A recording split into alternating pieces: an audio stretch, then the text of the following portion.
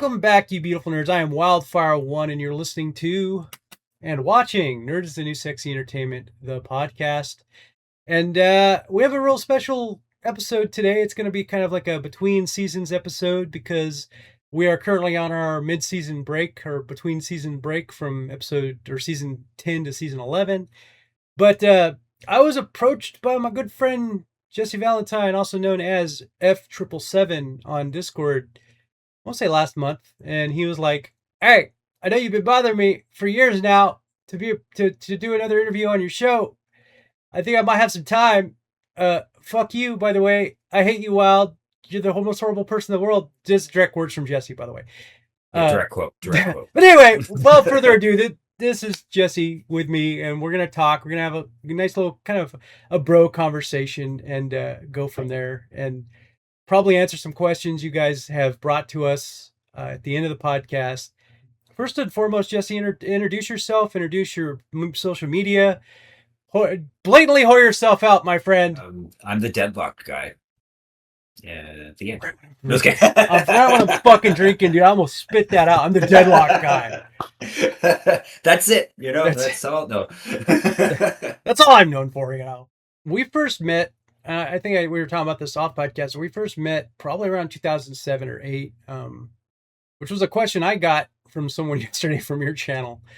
They were like, "Hey, how long have you known Jeff 777?" I'm like, "Fuck, it's been a long time. Like, it's been a real long time."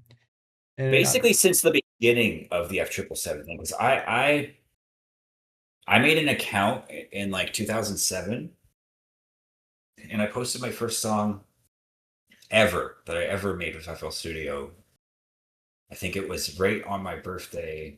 March, I'm pretty sure it was. I have to go back and look, but I think it was March 28, 2007. So that's like my first post. And then I was probably posting some stuff on Newgrounds. And I can't imagine it was more than 6 months or a year or something where I saw a comment from you on one of my songs, which meant like the world to me that anyone would comment on my stuff. And then you were like also reviewing like every upload I was doing after that. This was in a time too where I'd only get like 1 or 3 reviews, maybe 3 max, maybe, right? Like I was a new even nowadays you're lucky, not you, but most people are lucky to get comments or any type of reviews on their songs on Newgrounds. Yeah. And then I think from there, I can't remember how it happened. Maybe we messaged each other or something, but we ended up adding each other on MSN. And so yes. It was either the end of 2007 or the beginning of 2008, but basically right in the beginning of this. We started talking, and I like reviewed you, I think, and I like basically like you said, I reviewed one of your songs. We talked, and I was actually big into reviewing music back then. I had a lot of time to do it, and so like I've always had a love for music as well. So yeah, I was like, oh, this and what you did sang to me, you know what I mean? Like, and I could hear, but I could also hear room for improvement. And some of them, like, oh, you know what? Like, what if you added cello? And that became the joke. We'll get to that later. But like, and in watching you kind of like grow as fuck, man, you grew. I knew you were gonna get big eventually. I knew you were gonna do well. I knew you were gonna get a good fan base because you had talent. You have talent now, But that's how we met off Newgrounds, bullshitting back and forth. And then that's the other thing. That's the other thing too. Is like. Not just that, something people don't realize about that time too. It was like Newgrounds era, and that time was like it would get millions of visitors now and then on like a Flash game or a Flash animation. It was the era of Flash, right? And the audio portal was always like something we all poured our hearts into. It was like really small, like it was not nearly as big as the it was its humble beginnings, I would say. It was. I like to joke and say it was the bastard child of Newgrounds at the time. Yeah, and so what a lot of people might not realize, like Wildfire1 was one of the main guys really like reviewing stuff and being like a main contributor to like the whole entire audio portal, and I think the forums too and stuff maybe. Yeah, but I did some stuff on the forums, but I think the forums were because I think I saw my name mostly on the forums because I reviewed so much. Yeah, that's probably what it was. So like everyone though like knew you like in some sense because you also had I don't know, something crazy at the time, over 1,000 audio reviews that you wrote. And then Yeah. you weren't the kind of person who just wrote nice or cool. Like you actually had Yeah. I tried to real put I reviews. tried to put like, where you could do better, or if you did really well, and like, and I'd put why, and I'd try. They'd be lengthened reviews, like nowadays Yeah. I don't think I feel like I have that kind of patience. Like I want to be like, this That, is really good and I'm good, but like back then, yeah, it was a different time, and more patient Wildfire One for sure. Uh, yeah.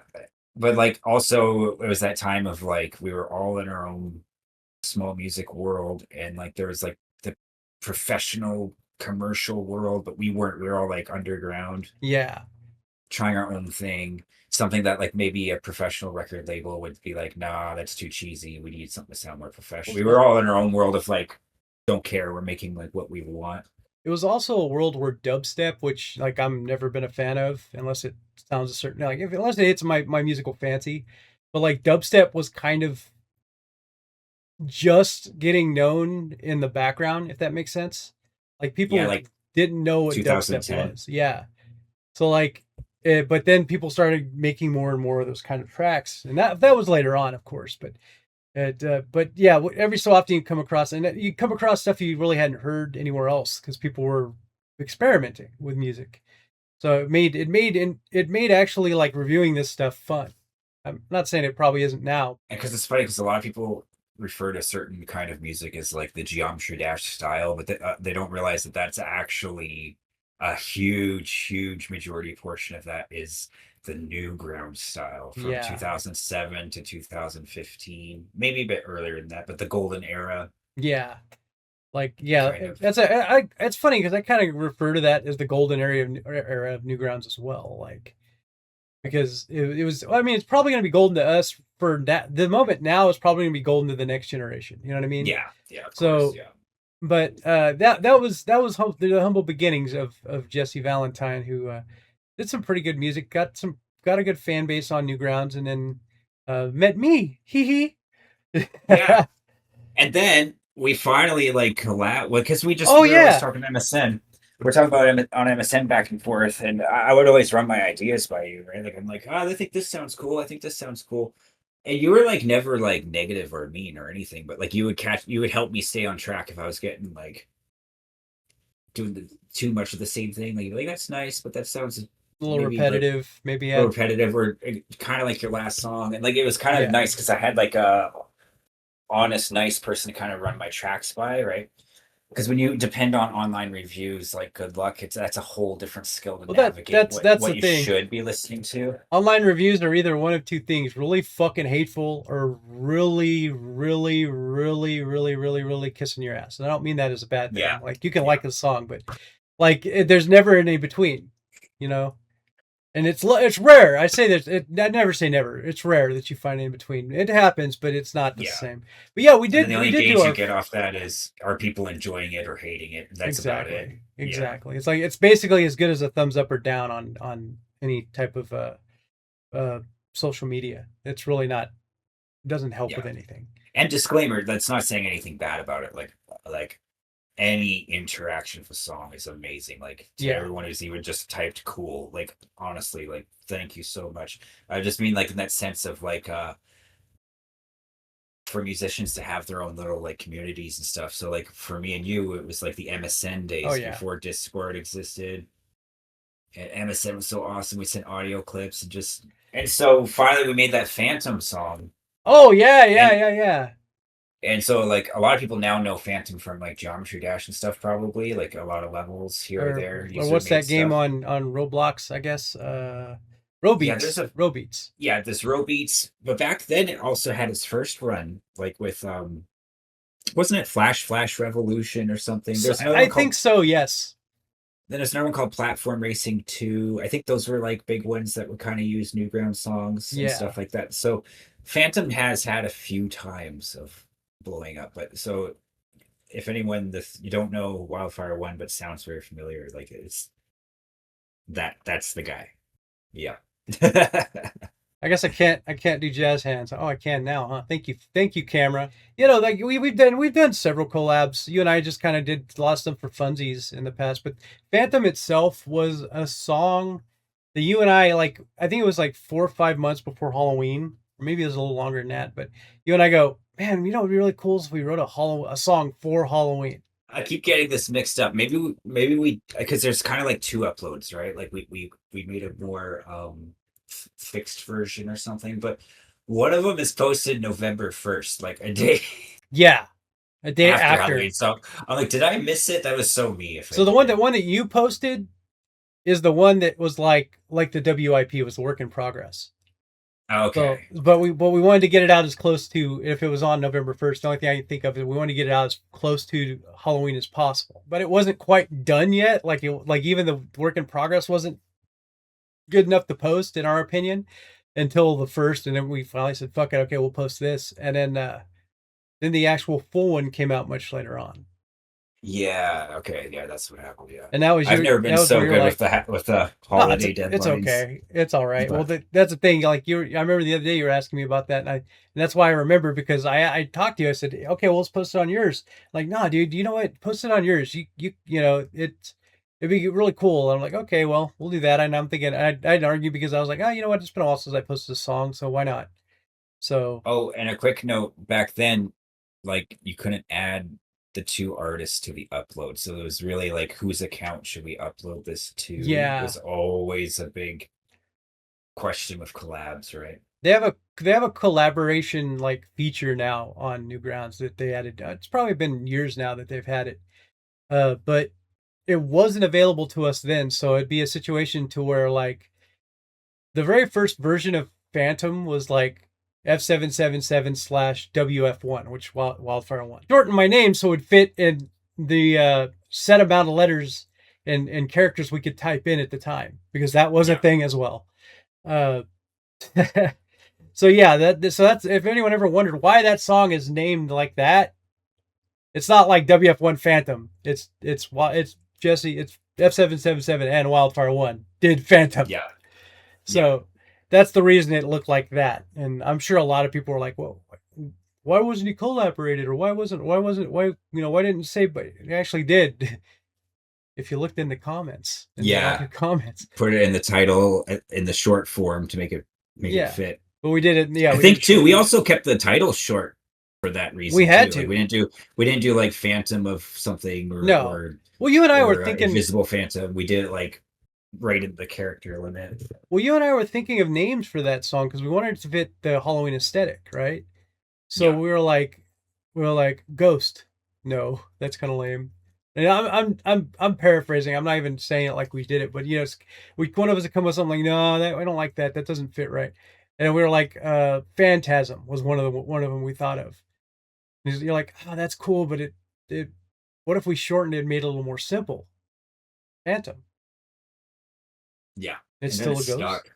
Yeah, and it's still a ghost. It still kind of represents Halloween. You know, it's still doing what we want it to do. And so yeah, it's like the whole, and it's one of the things I kept remembering and thinking about while we were like envisioning, you know how you envision a song, vision things while you're writing or doing a song. My envision for that was like an old like a haunted mansion kind of thing. Yeah.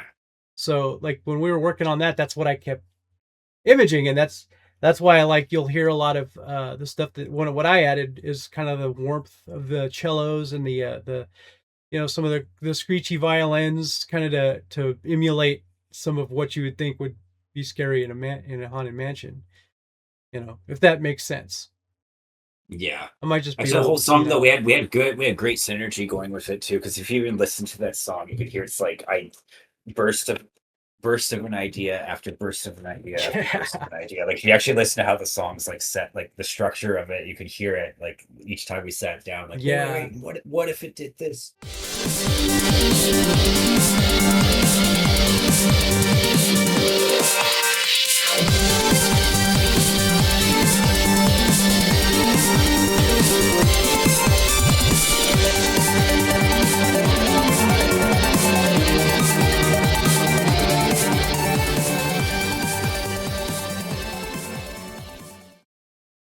I like that song for a lot of reasons. Also, it's cool because like a lot of people over the years, like, do you have anything that fits for Halloween? So this song is like fit every Oh, year. 100%. Just hit the theme. We used to do this haunted front yard thing in my buddy's house, and I'd put that on as a song. And That's it awesome. always kind of, always felt fucking cool, dude. So yeah, uh, Phantom was a very interesting project. And we got on to do other things. We went on to do, like I said, you'd be songs, you'd be like, I don't know what to do with this. And there's one song from particular, I can't remember the name of it. Heavenly Tears was one. Well, Heavenly Tears was one, but you put all that in yourself. I just gave you like little ideas on that one. But Heavenly Tears is probably one of my favorites. I remember being like stuck. So whatever you said like helped me like yeah. finish. By the way, a lot of people here won't even be able to find that song necessarily.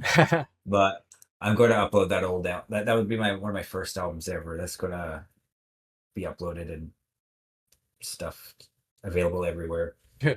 Eventually, not like a plug, just more like if it doesn't end up on Spotify and stuff, it'll end up on Bandcamp or Patreon. It's all the extra cool stuff. Which it got outdated, but now it's been long enough that it's like it's special, right? Yeah, you know. Well, which Heavenly Tears, that album in general had a lot of really beautiful songs on it. And again, it is special because it was your first album. I remember you telling me about it. So because I made it before Midnight CD, people thought that was my first album, but I was like, not really. I kind of just compiled songs I already had on Newgrounds. It's like trying to make a physical CD, which was really funny because I didn't realize we were in the very end of the CD era. And that is pretty fucking funny. It's just my dream. It's just my dream to have it on a CD with the. I think I had like 30 of them made. Well, you know what? That's what you're living the dream, man. That's all that matters. Not to get too far into the whole physical media debacle thing right now, but like it says a lot about having to hold something that you produced in your own hand. Yes. Like I mean, even now, I think I might make some physical CDs just because it really is like. Those are the cool things you can have in your room, and you stuff you actually own. Well, you grow up listening to, in my case, tapes. That's how old I am. I remember 8-tracks. My dad used to own it. But anyway, I'm getting ahead of myself. But growing up, you used to buy CDs of your favorite groups and bands and musicians and, comedy shows, all that stuff, right? So like to have your own CD, to have your own physical copy of, hey, I did this. This is something that I put out. It just there's no feeling like it. Yeah. In that aspect. Yeah, you can never top that. The first time, even if it's like later in life, you're like, oh, it's not that good. It's still going to be the most special. But that's what creativity. I mean, that's even the point of making music as well. It's like it's kind of like you got these ideas, you mess around a lot and blah blah, and a finished song is kind of like something to show for it. Like, and it's done.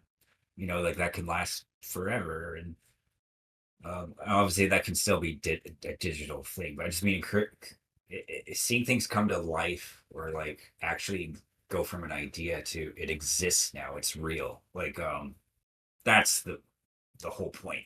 That's the best. Yes, and it feels good. It feels like an accomplishment. Yeah. So, and so like you and I started doing music through Newgrounds. And we should start with the origins of some of these songs that I we keep referencing. Basement. Oh yeah. So it started on Newgrounds. It all started on Newgrounds with one song, and me mocking. And I'm not gonna say names. I'm not gonna put it out there. Those who know, but mocking someone who basically took a song that Jesse did and did some minor tweaks to it and said that it was theirs. Didn't go too well. So and so person got the mods to make me take it down, even though it got first of the week. Yeah, you did a mocking song, and it wasn't even like you're mad or anything. I wasn't. It was mad. It was just me talking. I was young and I wanted to talk shit. Yeah. And like the best person to talk shit about was that person at the time, so I did it. Like, and that person was angry because I I got first of the week. You got top. Yeah, there's a thing on Newgrounds called Top 5 of the Week. Oh. Everyone is always trying to fight to get on there, but like you're actually, yeah, you posted that, and everyone kept fiving it. And Oh. it just And then it got actually got number one spot. and then it got taken down because that person went to a mod. But like, okay, so basically it was just me being funny, like going, oh, and this is where the Jesse voice comes from, because it started on that. And it was basically me just trying to be like, I don't know, default stupid sexy voice. Jesse. Oh, you hear how much I love you. You know, something like that. Oh, Jesse Valentine. You keep putting out new music. So like so like Oh, that's man. where that voice started, and then Jesse would start sending me songs, and then did CackleJacks It became happen a thing. It became a before? thing. Like I'd send him like, hey, look at the song, and I'm like all like into it, like listen to the song. This is gonna be like the next cool thing. And then like I wouldn't hear anything from you for like 30 minutes or an hour, and then you'd send me back a file of you singing over it. Something's so Something funny. so fucking So stupid. that's what he was doing this whole time. Mind you, when I do this, I'm ad-libbing the entire time. My favorite meat is Jesse meat sandwiches. Jesse meat between 2 slices of bread. And maybe some cheese. Bring on the cheese. Ooh. Jesse, don't you know that's how much I love you? Sometimes I'll go back and like, because I ad-libbed it, it sounded so good, I wanted to perfect it, so I'd go back, but I'm ad-libbing all of the lyrics. I'm making this shit up as I go, so it's like, that's why it's 30, and then I'm like, okay, I want to make it sound good. I'm going to clip a few of those if that's okay with you, Jesse, on here. Yeah. So that people Especially understand. the Jesse, you're so sexy, Yeah. in the basement.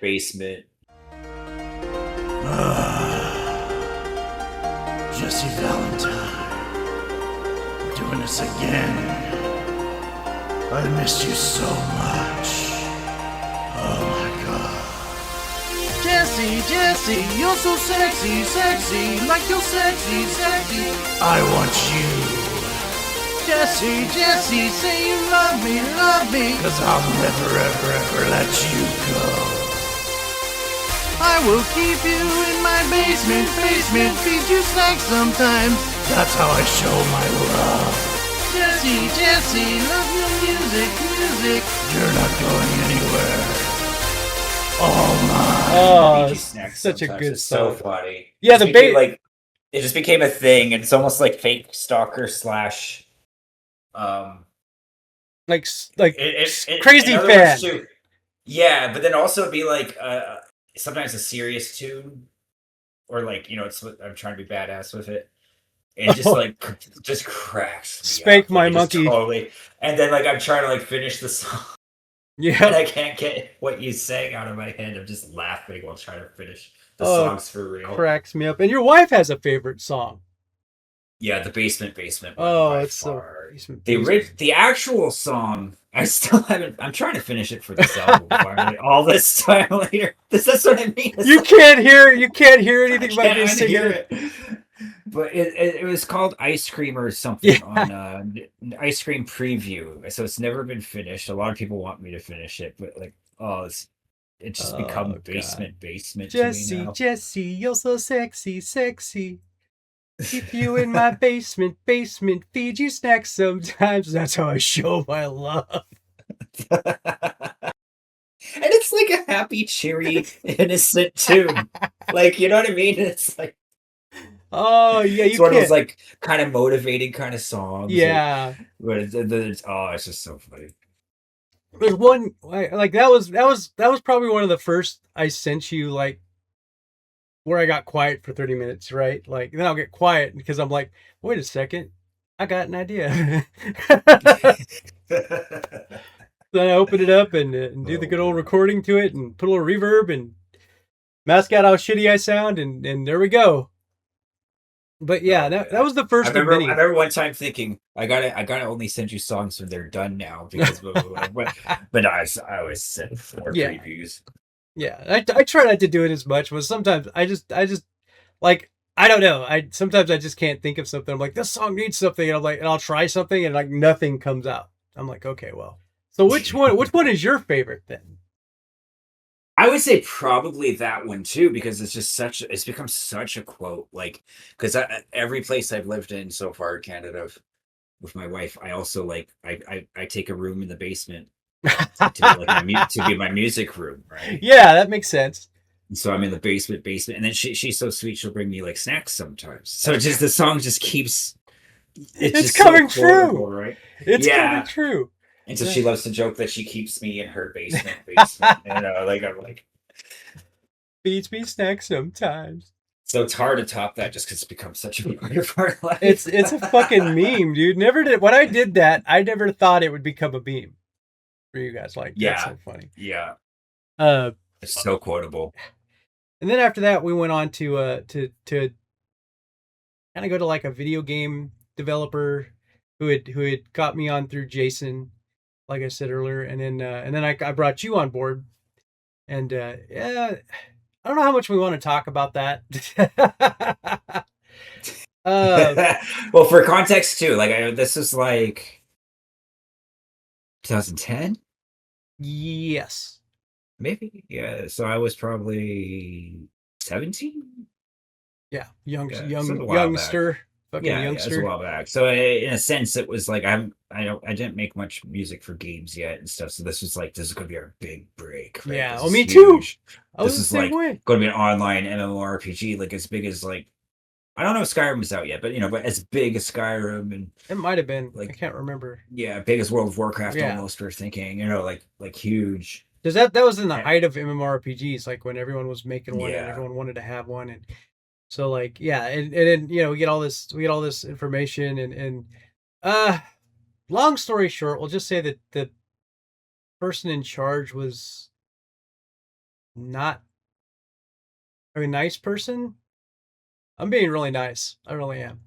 I'd say like also maybe just not an honest person necessarily, I right? That's another way of putting it. I also say they were But we've manipulative and also had two different experiences. Like there's more to this story where you clashed oh yeah, hard with them at a point, oh yeah. and then um and then you were at first concerned that you don't want me to leave the project just because you and her butted heads, right? But Yeah, then so I stayed on a bit longer. But then as time was going by, it was like, you hold started up, seeing it and yeah, like we said the other day, because you and I were having a conversation about this person, and like they didn't realize that we talk, that we were vocal. We continuously talk to each other. So like I was telling you as things happened, and what to expect, and so like you kind of got a good heads up, and so it's funny. So like I don't know, maybe they're just full of their own BS or whatnot, but they didn't think about outside the box, and maybe like maybe we're friends. Maybe that's yeah. it. I didn't realize like we weren't just two random dudes. Like we actually yeah, they're like best buddies talking all the time. And there's a few things like actual I was a teenager, so I was broke. I think I made something like $800 total over the months from like a few small games, like making music for them. And then I did some other random little stuff. So I saved up all this money, which at the time was the equivalent. Like if I saved 10,000 now, like holy crap, it was a lot of money. Like I Especially for think a I saved teenager.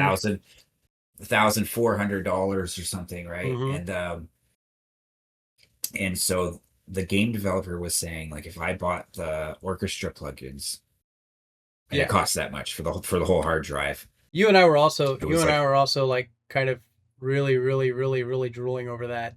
We fucking fell in love with that orchestra plugin, especially. yeah, because this person was like, we can't pay you right now. Like it was one of those. We can't pay you right now, They did that to but me this too, is going to be huge, right? but And promised we're going so to much. reimburse. Yeah, promise so much. We're going to reimburse the blah blah blah and this and that. So I'm 17 or something like that, and I spent like all my money to get the hard drive of East West Symphonic Orchestra, the whole Yeah. thing. Like I got raw. which it was. Actually, it still wasn't all of their plugins, but it was like the main No, bundle. I think their full bundle was like 2,300. Yeah, yeah. So I got like the main stuff we would need. Like I think there was certain like Matrix movie sounding drum Yeah. kits I didn't need, or I was looking for the orchestra stuff. And so I bought that, and of course telling my mom like, yeah, no, it's cool, I'm just buying it. She said go ahead and buy it. They're gonna pay me back, and they just show them the receipt after, like all this stuff. And then and I was still for more context, I lived in China. A lot of people know this already, but I lived in China from age 11 to 26. So I was still in China. So the hard drive gets shipped from East West to China, and they wrote the value of the programs on the package. Wow. So China gets this package, and they do some crazy tax border tariff thing based on $1,400. So like their percentage, whatever is 20%, I can't remember, but it worked out to like another $600 or $800 for me to even be able to Pick it up. pick up the package. So I already waited like a month or whatever, like so excited for it. And then I was like, I don't have the money for that. So I did a bunch of other random things. I think I borrowed 200 from my mom. I can't remember, but like made it work. Hmm. Got the thing. And then I got the whole plugin and it doesn't work. And I contact East West, like, oh, you need an iLock USB key. I'm like, oh no. And I'm What already the? mad at them. I'm already mad at them because they like they wrote the you're supposed to write the value of like the hard drive, not the Hmm. value of the program. Right? Doing that, they fucked you. Yeah, I got so screwed on that. And so I was almost like, you guys should be sending me an iLock key for free over that. But they were not very helpful. Being older, I see why, but like Mm. still, they should have No, kept they the should have. customer They should have happy. reimbursed your ass or something. You know. Yeah. And so anyway, I waited like another month or so for the iLock key. And this developer was like, oh, we're going to pay you. Just wait to the iLock key. Or just, I might not be getting this exactly right, but it's something like that. Like they need the final receipt of the stuff, basically, right? So Mm. like in my head, I'm constantly like, wait, maybe they're not going to pay. Oh no, no, they're going to pay. Yeah, yeah. She said they're going to pay. Yeah, okay, okay. Like relaxing a bit. Yeah. And it never happened. There was never a point of, and I think even the way she was talking, it was changing to like, well, because you're going to be making money off this, it was a good investment Their for you. attitude would change to like the story would change. Like the fucking narrative would change as through the months went on. Like thinking that you forgot what she said. And yeah, she did Yeah. that shit to And me too. typical stuff too, like, well, we're all invested in this. Like I just put 10,000 in the thing and like it was weird because we weren't being paid at all. No, no. And we didn't have any shares in this game or the We didn't even company. sign a contract. Yeah. Like this So was. I always thought that was fucking weird. And that was one of the things I always talked to her about. Like, well, are we getting contracts? What's going on? Or because like, and then like one of the big things, and I won't say too much, but one of the big things that like we butted heads on was, um, I came to her about a song that myself, Jesse, and Jason put a lot of work and effort and a lot of love into. And I was like, hey, you know what, this might be good with, and we did it originally for the game. And I said, we put this together, maybe you might like it, and we can probably put it in the game. It'll sound good. And the response was like, no, it's okay. We're fine. We don't need it. Okay. So I put it on Newgrounds as like hey, this is what we're doing. This and kind of advertising what the plans of what we thought the future was going to be over the three of us collabing and stuff. And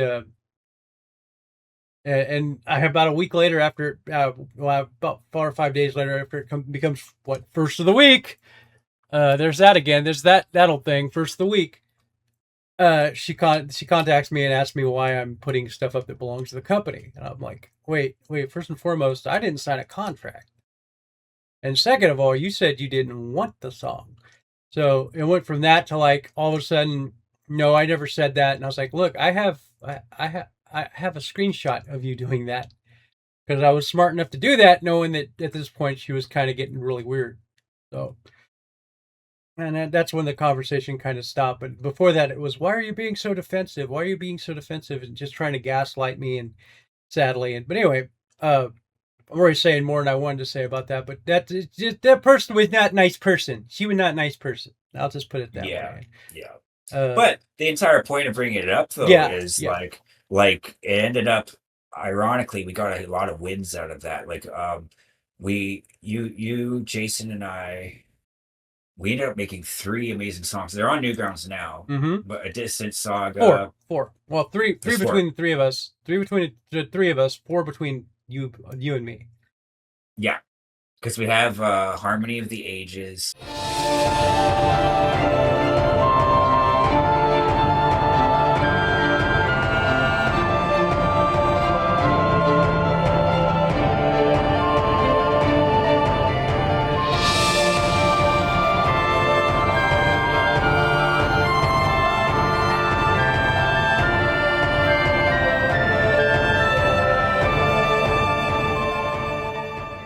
Mm-hmm. Tragic Lullaby.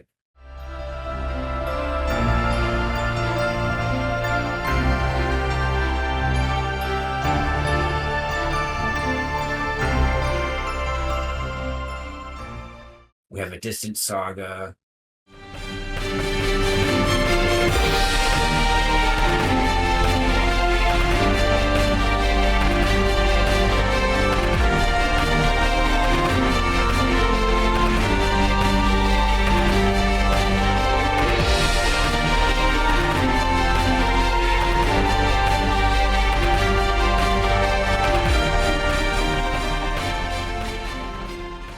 Well, I'm pretty sure Distant Saga was trailer, and that's the one I keep thinking of.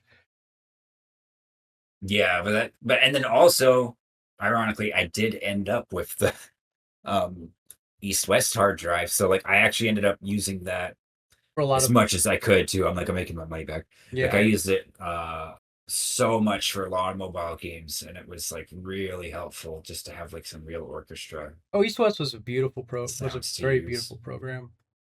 Yeah. I even got it again recently, but now it's a subscription thing. Oh, well, So it's it's better than that other bullshit. free. Yeah. Sending a hard drive to us, it just seems stupid.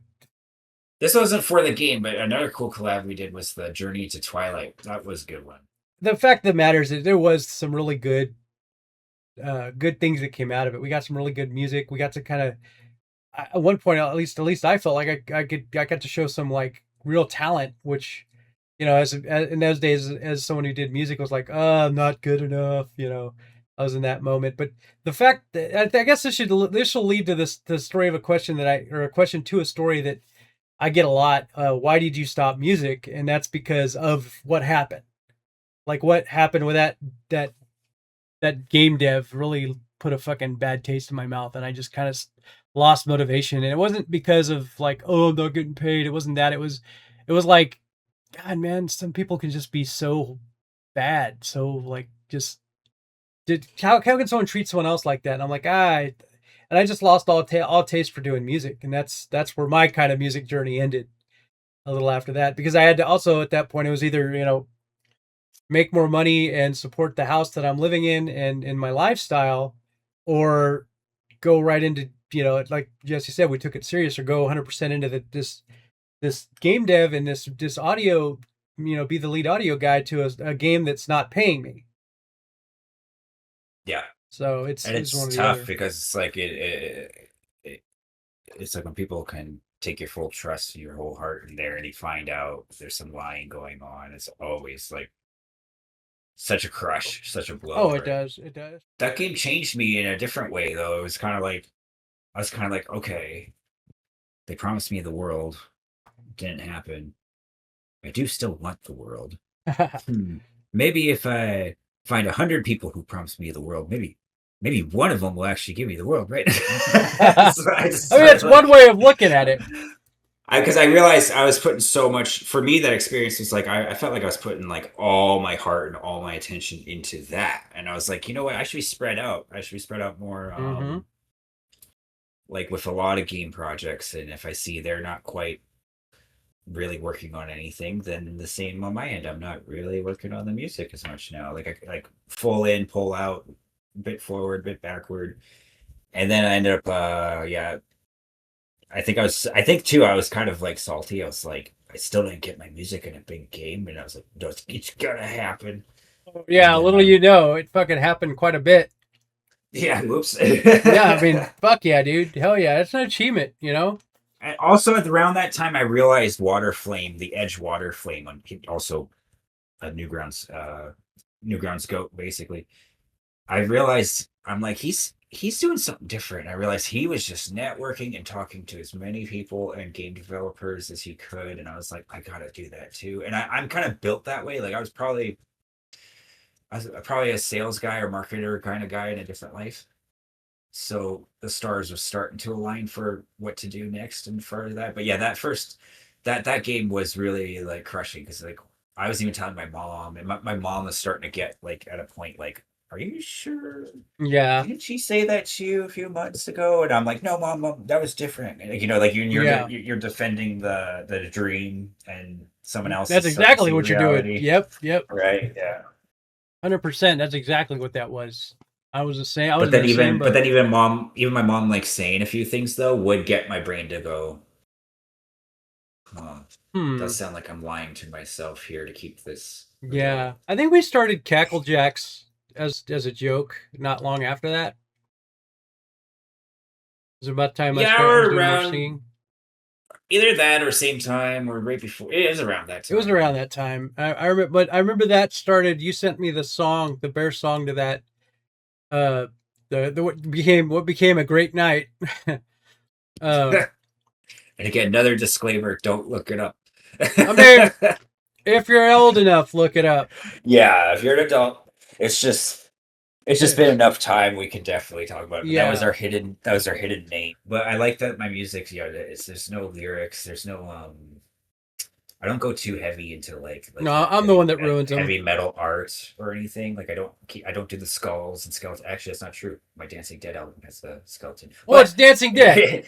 it's different, right? It's kind of like a fun twist. Yeah, Yeah. like I like the fun or the blah, blah, blah. I don't go as like dark necessarily with it or 18 plus or like swear word.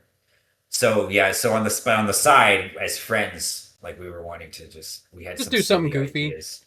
And we Yeah. wanted to we what happened is we you sent that to me and I think I just said I sang to it on whatever and you're like just send me the lyrics or send me the words of you singing. Yeah. So I did and I told Jesse I said, well, you should auto tune my voice. You know, make me sound like I'm on like one of the big techno guys, you know. And he's like that's a great idea. And the next thing I know I just hear it. He sends it back to me and I'm just busting the fuck up because it's funny. We're gonna do this all night long. I really hope. It's just perfect. Yeah. It's just funny words that's now auto tuned. Yeah. Oh man. And throughout the years, I'd work with people. I'd send them that. They're like, "That's fucking amazing. That's so good. It's so the song is better than it has any right to be with those lyrics." I'm like, "Yeah, I know." They also felt like troll songs in a sense too, right? Like at a time of like more serious club bangers with like the auto tune, blah, blah, blah. Then you got yeah, so singing about goofy shit. The CackleJacks was short lived, but it was fun. It was really fun doing stuff like that. Yeah. Uh, It's an outlet too, two guys just being stupid, and it was like too good to just delete, but like yeah, 218 plus to not post on our main stuff. exactly, Yeah. exactly. So for as it is now, Jesse and I have known each other for a long time. We've been talking and hanging out throughout the years. Probably know more about each other than most. Also, we like to play video games. What have we been playing recently, Jesse? Oh, Disneyland. Disneyland. Oh man. So yeah, you've got me hooked on the ghost games now. Yeah, Like I've always liked the horror genre, like movies and stuff and blah blah blah. But like, if you were to like just send me the Steam link to like Ghost Exiles, probably I would have looked at it like, looks cool, but I don't know. Like it didn't seem like it'd be scary. You yeah. know what I mean? It's like, oh, you're finding clues and it's kind of on the traditional ghost hunting. I'm like, that's cool, but like I want to be like You want scared, to get right? But scared, we scared. played it, and I'm like, wait a second, this actually is the perfect type of scary game. It goes from like you're actually like hyper focused, especially the way my Mm-hmm. brain works. you're really focused on getting the clues and things seem a bit chill, and then the jump scare happens. So like you constantly get these like it actually does feel like, okay, that is actually extreme scare. Oh yeah. But it's not so constant nonstop, you know? Like you actually are doing stuff. So yeah, Ghost Exiles is great. Gotcha. I've got when we me and J-Mac got you into Escape the Backrooms too. We had a lot of fun That doing was that. so fun. That was one of the most fun sessions from start to finish. Escape the Backrooms, and I know you've heard me say this, is one of those games that like I was sad to beat because it was so much fun playing with you guys. You know what I mean? Yeah. Like it would have been nice if it. I mean, the game doesn't even have to be longer. It's great. It's just because there was so much fun. It would be nice if it was. It was longer, a perfectly long game in my opinion, but it was just like one of those situations like, oh man, now we're done. Damn it. Yeah, we're gonna find something else, or we're gonna have as much fun with it, you know. And then Ghost Exile, I think, was one of the games we got as much fun as doing, you know. Yeah, I would say those two are probably still ranked as the top 2 favorites for me. Yep. I feel like there's another one. There's one I wouldn't recommend to the average person. Oh, you're the one that recommended this one to us, if I remember correctly. Yeah, but blindly. Yeah. Blindly. I was just like, oh, I know the Outlast games are popular, scary ones. I've never really played them. I've seen some playthroughs, but I'm like, the Outlast, the Trials, happens to be a multiplayer one. We should try. And it was on sale and stuff. So I sent you a copy and a few other people some copies, but then we played it. We're like, oh. It was a tutorial. Oh, man. It was a tutorial. Like, on the first day we were playing it, I remember I was saying, like, you know, if any of you guys don't want to keep playing this, like, it'd be all right. I'm not gonna be mad. Like, you know, like I would totally understand because, like, it's. I wouldn't recommend it to the average person because it's just so. It's fucked up. Yeah. Like, to put it in just blunt terms, it's messed up. The game is for an adult, someone with an adult mind who can handle a lot of blood and gore. Even then, I think most adults probably would not enjoy that at all. No. It's basically if you're trying to find like the most extreme, crazy, brutal game, Outlast Trials would win. But games like Ghost Exile and stuff, I actually feel like are better examples of like scary games. Like you're looking for that scare or the, you know, gotcha. And whereas the Outlast Trials just feels like you're just horrified at what's going on, but it's not like it's more of a visually scary experience to where games like Ghost Exile both visually scare you and mentally scare you.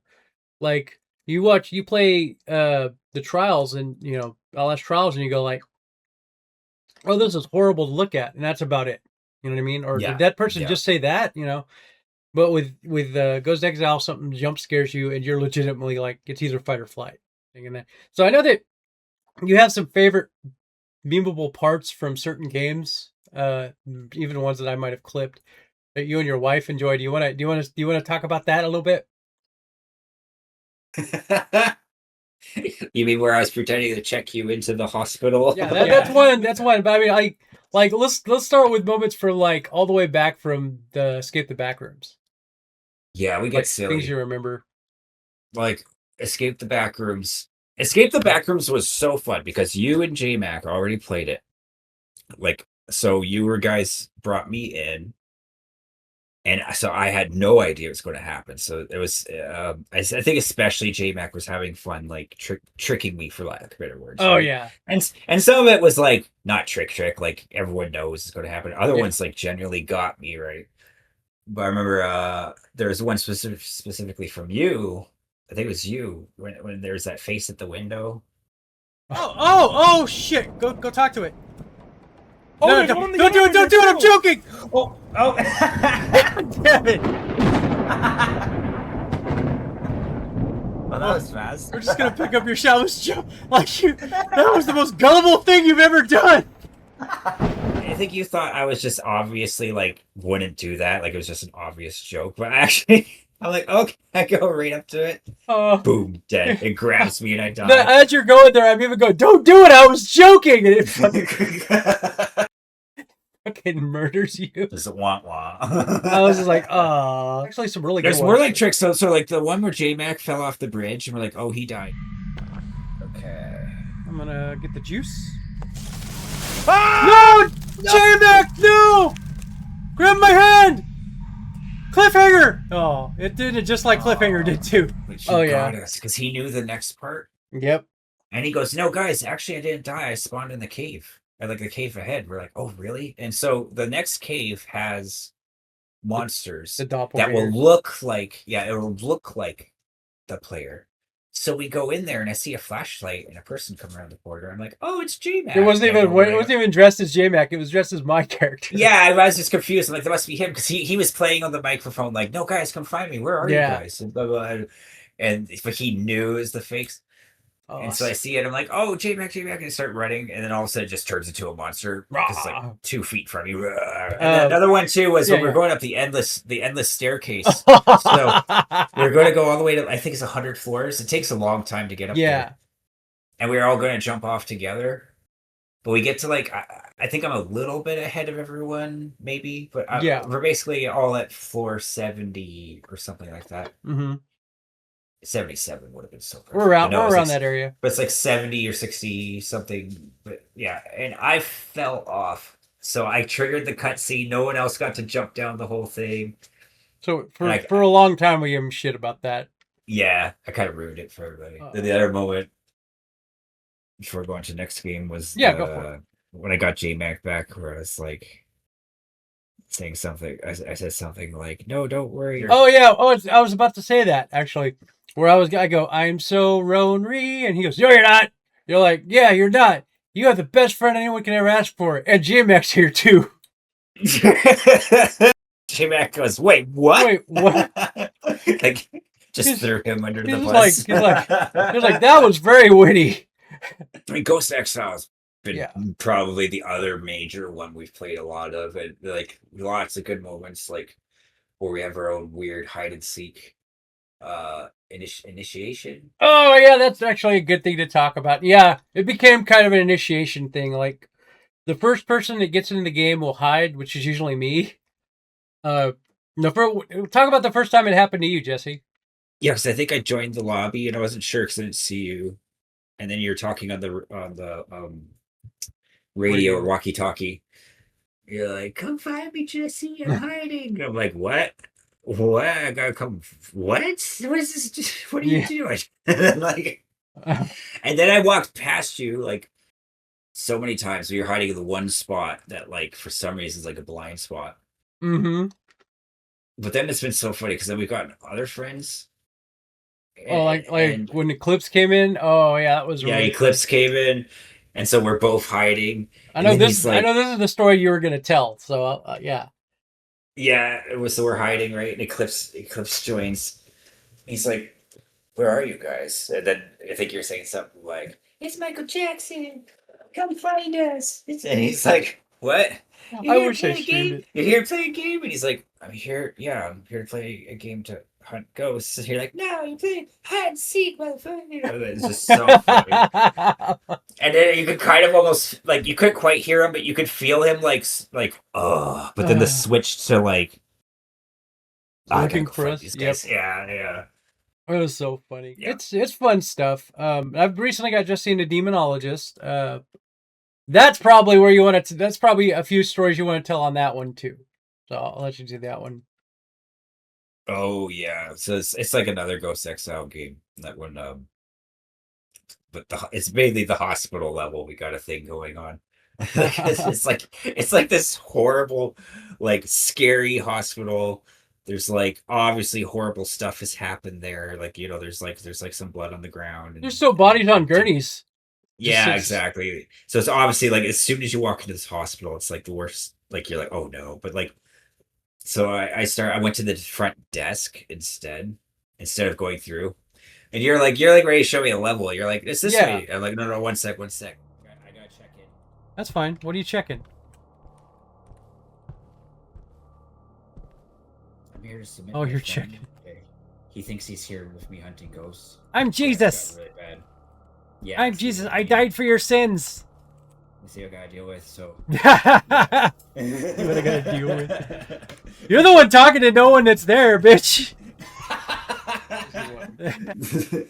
And then we did it again. We played again another night.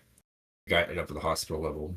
So I went back to the Reception. I guess yeah. And then I was like, oh, I bring him back. He escaped. We're going on an adventure. Huh.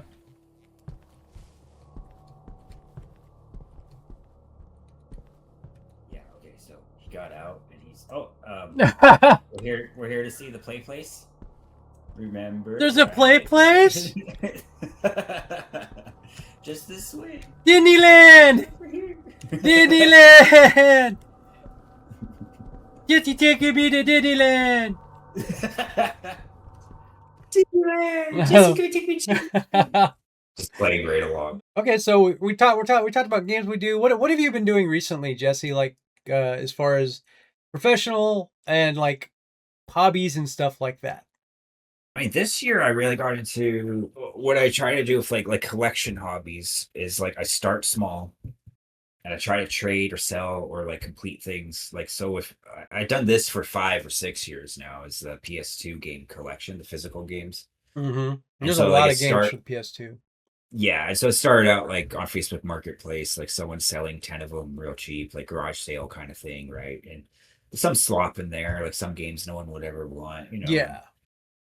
Stuff like that, but you end up finding some gems and stuff. So I'll end up with doubles, and I'll sell the doubles, make a little bit of profit. It's not enough money to do this as a career. Yeah, it's just like a hobby. Enough money. Yeah, it's a hobby. So the money off it, I end up using to like buy other games, and then sometimes I'll get a game with no manual in there, just the box and CD, and then other games I'll get with like the manual and CD, but the outside cover is destroyed. So like I take the best of both and make a complete full new game for my own collection. That's the whole hobby part, right? Yeah. And then some people do just want the CD. So some of my old ones or the doubles or ones missing manuals, I still sell real cheap. And those just become more funds for more games. So I started doing this last year with PSPs. Mm-hmm. I realized like they're either $50 or they're $200, right? Mm-hmm. And it really depends on condition. And so I was like, you know, I saw some stuff before of people, especially even 10 years ago, this was a hobby some people did, but like reshelling PSPs. And back then people reshelled them just for cool colors that weren't part of the originals. Yeah. But I kind of got in the hobby of like, I do that too. Like I get all kinds of different colors and transparent green and transparent purple and really cool stuff. Put orange color. Yeah. And put different colored buttons on there. But like the idea of it is like, I find one that's just almost totally destroyed. You know, someone selling on Facebook, like it's missing the battery cover. The back UMD case is totally scratched. The side's missing paint. I don't know, selling for parts. But the PSP works fine. Mm-hmm. Like all the stuff inside is in great shape. So I'll reshell that. Boom. It's like worth $200 now. Mm-hmm. And again, not as profitable as that sounds because the shell might cost me 20 to 30. New battery, maybe 15. The thing for the SD card of the games, like another 15 or 20. You know, like it gets close, but yeah. But I've kind of started like I started with like one PSP, like same thing. Any extra to start going towards other things. Some extra off the PS2 games, get another PSP, and then at this point, I have way too many. I just want like different color, one of each color or something for my collection, but I do have too many. But what's getting interesting now is like the other day, someone had an expensive PS2 game, like one that's like rare to find good condition stuff worth like 140, and I have a PSP in brand new reshelled worth 180 or something. Okay. Or maybe 200 with the SD card. But I'll trade the PSP for the game, like to get some of these expensive titles for PS2. Mm-hmm. So like I kind of cross match the two hobbies financially speaking. That's smart. It's fucking smart. But it's fun because it's like it's a way for me to get off Discord and all the messages and close your mind and Even Yeah. on my phone, it's crazy. I go check TikTok. Oh crap! I gotta do streaks. I gotta do this. So yeah, I Mm-hmm. just turn it off. Um, put on a movie or something, and I'm at the table just like working on PSPs. It's like it's kind of it's just like a therapeutic kind Yeah, of relax, clear your head, I take a get break that. from it all for a second, I and get do that. something with your hands too, like something that's not the Do computer. something manly. Yeah. Actually, it's kind of funny because it's really tiny pieces. It doesn't feel that manly. You're like just really fragile, gentle. That's even better. That's even better, man. You just you're looking, you're building something. That's manly. So if anyone ever asks if Jesse's a nerd, you heard it here first, guys. He's totally a Oh nerd. yeah, oh yeah. And I got like I grew up in China, so I used to get PS2 games for like five. Not five, not as cheap as 5 cents each, but pretty cheap. Maybe a Pretty damn dollar cheap. each, $2 each. Because they were all pirated over there. It was Mm-hmm. like they would mod chip your PS2 that could play burned CDs, like so they just burn them themselves. So in my teens, I remember just leaving like discs on the floor because it's cheap, Wow. right? Yeah, because they're Like cheap. it wasn't the same thing. But one thing I missed when I was in China is I remembered being in Canada and having the actual box, the case, and the full thing, and the manual. Right? We didn't Mm-hmm. have that in China. We just CDs. That makes maybe sense. maybe just a box art being the sleeve sometimes, depended on the game. If you're lucky. Yeah, if you're lucky, kind of thing. Nicer Okay. shop, nicer pirate shop. Yeah, so in my teens, I actually ended up playing a lot of PS2 games, more than the average person, and I didn't beat them all. I got to try and test out like so many, You got and to get so into it like a lot. it. Yeah, that makes sense. Yeah, so I'm definitely a nerd for PS2 and the music of that era. Huge Oh influence yeah. on me. You and I are And always talking about, songs that kind of inspired us, which in a lot of that always goes back to Chrono Trigger and like Chrono Cross. yeah, So so it's like the Super Nintendo era and the DOS era. So DOS, way back, yeah, DOS era, Super Nintendo, and PS2 PS era PS1, would be 2. three. Yeah, and it would be like three main. Um, my brain was turned to setting on of like, whoa, what's happening in the music here? So there are three huge key points to the entire influence and inspiration to me making music at all. What Right? was what was the most? And this is I don't know if this is a question someone asked, so if hopefully I'm not spoiling this, but what was the most what was the most iconic song that you heard from like a game that it influenced you the most? I kind of know the answer to this because I think we agree, but I want to know what I'm curious. You definitely know it's the most iconic for me was definitely the Chrono Trigger soundtrack as a whole. Okay, okay. I was expecting one particular song from Chrono Trigger, but it's not what you Yeah, told me. so It's because this is what influenced me. I was wondering if it was the same thing. but it's like the three of them really impacted me. So it's hard in hindsight to know which one because I would get hooked on each one in a loop. Yeah, Like, this one, then this one, then this one, then the first one again. But like the Chrono Trigger theme song opening the game for the first time, I was just like, what? Like yeah. I was blown away. And then in the game, this song comes earlier, so this actually had a huge, maybe a slightly bigger impact than what my favorite one was. But Frog's theme, Oh, Frog's theme. Yeah, 100%. that one was like, I think I paused the game Just to listen to the immediately. song. Yeah, yeah. Yeah. First I stayed on the scene to listen to the song over and over, but then I paused the game. I stopped playing and I went to the piano to try to Oh, that's cool. figure out the notes. Like I got it made me stop the game, and Mm-hmm. then after that, later in the game, you get Scala's theme, or some Yep. people say Shala, Shala but or Scala. We yeah, pronounce it how we pronounce it because that's when we pronounced it when we first played the game. So it is what it is. it's like it's also there's no real answer because the original is Japanese. Like Yep. Marl or Marley is how some people say it, but Mm-hmm. like in Japanese was like Maru. Yep. So they were just trying to translate it close anyway. Um, but yeah, that Scala's theme was just that is right there, my cup of tea type of music. That Like right there, Jesse, was the song I was expecting you to say. The Scala yes, song. yeah. Because I remember what you said you did with Frog's theme, which I did too, but like not as much. Scala's theme came on and I paused it. And like, you know how a certain song makes you feel emotion? Yeah. That did that for me. Yeah. So I sit Yeah, there and I it's just so close good. my eyes and just drift into fucking like Happy Land or some shit. It was great. Also, that song can make you feel sad. It can make you feel like relaxed. It can make you Happy, feel happy. sympathetic. And just depending oh, when you're listening to it, like it hits every it's perfect. yeah, it's just a perfect song. And then you got Magus' theme later on. Magus himself, his song. It's funny because his theme, if you listen, you probably know this. It's a harder remix of Scala's theme. Yeah, Like it's more of And it's more of like the darker side of that song. yeah. There's so Which- many. That's the thing too about so that entire soundtrack. The reason too is like if people listen to it now and you don't get it, you never played the game or this or that. Like one thing you should really pay attention to is like the amount of motifs and callbacks.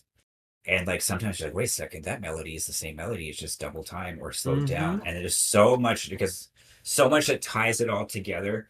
And the game's literally about traveling through time. Literally. So it's like the coolest thing ever. The way they pulled it off, like different callbacks to different things, or like you're in the bleak future and there's some motifs that are being played in a more bleak way, but like you might have been from the present time where it was played in a happy way. Like it's just an unbelievably thought out soundtrack. I keep going back to that soundtrack as a staple point and a reminder because that's what I do. I make music, I make game music, and it's so easy to get off track and get so complicated. And these guys had limitations. They actually had limitations. Oh, big time. They couldn't put 100. Yeah, they couldn't put 100 patterns and instruments if they wanted to. So and it's still like older sounds. It's a Super Nintendo type of sound, right? And there's still masterpieces like for what they have. And then on top they of that, didn't have like an orchestra or like the best $10,000 violin. No, they had MIDI sounds and sound fonts later on, and they were lucky when the song. Yeah, and keep in mind, it's not that the Super Nintendo was so long ago. That's how music was. No, at the time we had access to like full-on orchestra songs. That was no problem. It's just the Super Nintendo console had the limitation. So it wasn't like we were all just in a 16-bit world. It was like even in that time that soundtrack was competing with real produced, fully orchestrated, or even any song at that time is insane. It became people's favorite soundtrack when technically on a technical level you're like there's way better music. And then just a quick shout out to the other game they're making at the same time. Same guys. They made Secret of Mana, and that soundtrack is really good. Also, I feel like Chrono Trigger is the number one spot for me as a complete masterpiece game. But Secret of Mana is also, if you want more of that masterpiece world. Yeah. So is there anything else you want to talk about there, Jesse, or should we get to the questions? Yeah, so I want to talk about Chrono Trigger for another hour real quick. No, I mean, we could. We very well could talk about Chrono Trigger. Bro, that could be its own fucking show, dude. Well, there are some things that you and I have been talking about doing together as far as on this channel for like right now these are just like thoughts, like playing some retro games. And there's a few of them that maybe you haven't played, like Lagoon, and I kind of showed you some of this music from that. And I was like, that's another one that kind of got me. And that was an NITNSE game back in the day, I believe, before they were Square Enix, when them and Squaresoft merged. But and there was what other games that we talk about? Maybe doing like a kind of a play together thing on. Yeah, so it's Lagoon, Chrono Trigger. Okay, I wasn't sure. Chrono Trigger was on that list. You're right. I had forgotten. There's a few of the Mana games, I think. Yeah. Okay, I guess we'll move on to the Q&A part. You ready for this? Got some questions that came from Grizzly, who was supposed to be here with us, but his power went out. And I got some questions from people off of Jesse's Discord server. And I got a question from someone named Laser Kid, who we played games with before. So we'll start from there. So Laser Kid asks, how do you think up your beats? Do you plan it out or just mess around until you find something you like? 9 times out of 10, it is a result of messing around. But it's not just like messing around like accidentally. Like I do have a concept of like where I'm kind of feeling. So I might try like I'll write down a specific chord progression. Like I know certain chord progressions that are a good starting point for if like I'm trying to make a happy song, or like I go for vibe first. But yeah, melodies just come from like just trying out a lot of stuff. You put on loop and you like kind of fix it, edit it until you got closer to what you want.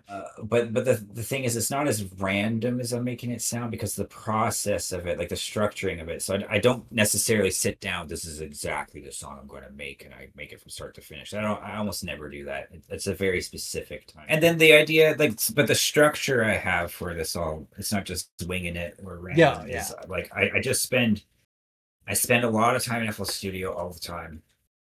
And I'll always just make little ideas, just tiny little things, just make something. It doesn't matter if it sucks, just make something, right? And I feel like from doing that consistently, you end up with like, let's say you got 20 little ideas now. Maybe one out of 20, you actually go like, wait, hold up, wait, this is good. Whoa. Like, and it sparks the whole, like that kind of thing, right? Yeah. And then it also has the other side of like, leaving myself song starters and stuff. Sometimes I got a little idea and I wasn't really that into it, but like I listened to it a week later, I'm like, oh, I know what to do with this. Like, so it's kind of like gradual, small little, like leaving yourself breadcrumbs, if anything. Yeah. All the time. And because you'll never get a perfect mood when you want it. So I just try to stay consistent, because sometimes you actually trigger a good mood from something happening in FL Studio too. But there's only been a few times where I've actually been like, this is in my head. I'm going to sit down and make it like from my head. It's going to happen. Yeah, that happens a lot less often than I think people realize. Yeah, and it's like very specific. All right, let's go to question number 2. These are from Grizzly. Grizzly asked, favorite song you ever created? Yeah, I think there might be someone else might have asked that too, so we can include their name in with this one. Yeah. If it's a double. Yeah. So Doge and Void. Okay, I see it. What is your favorite? Grizzly. Okay.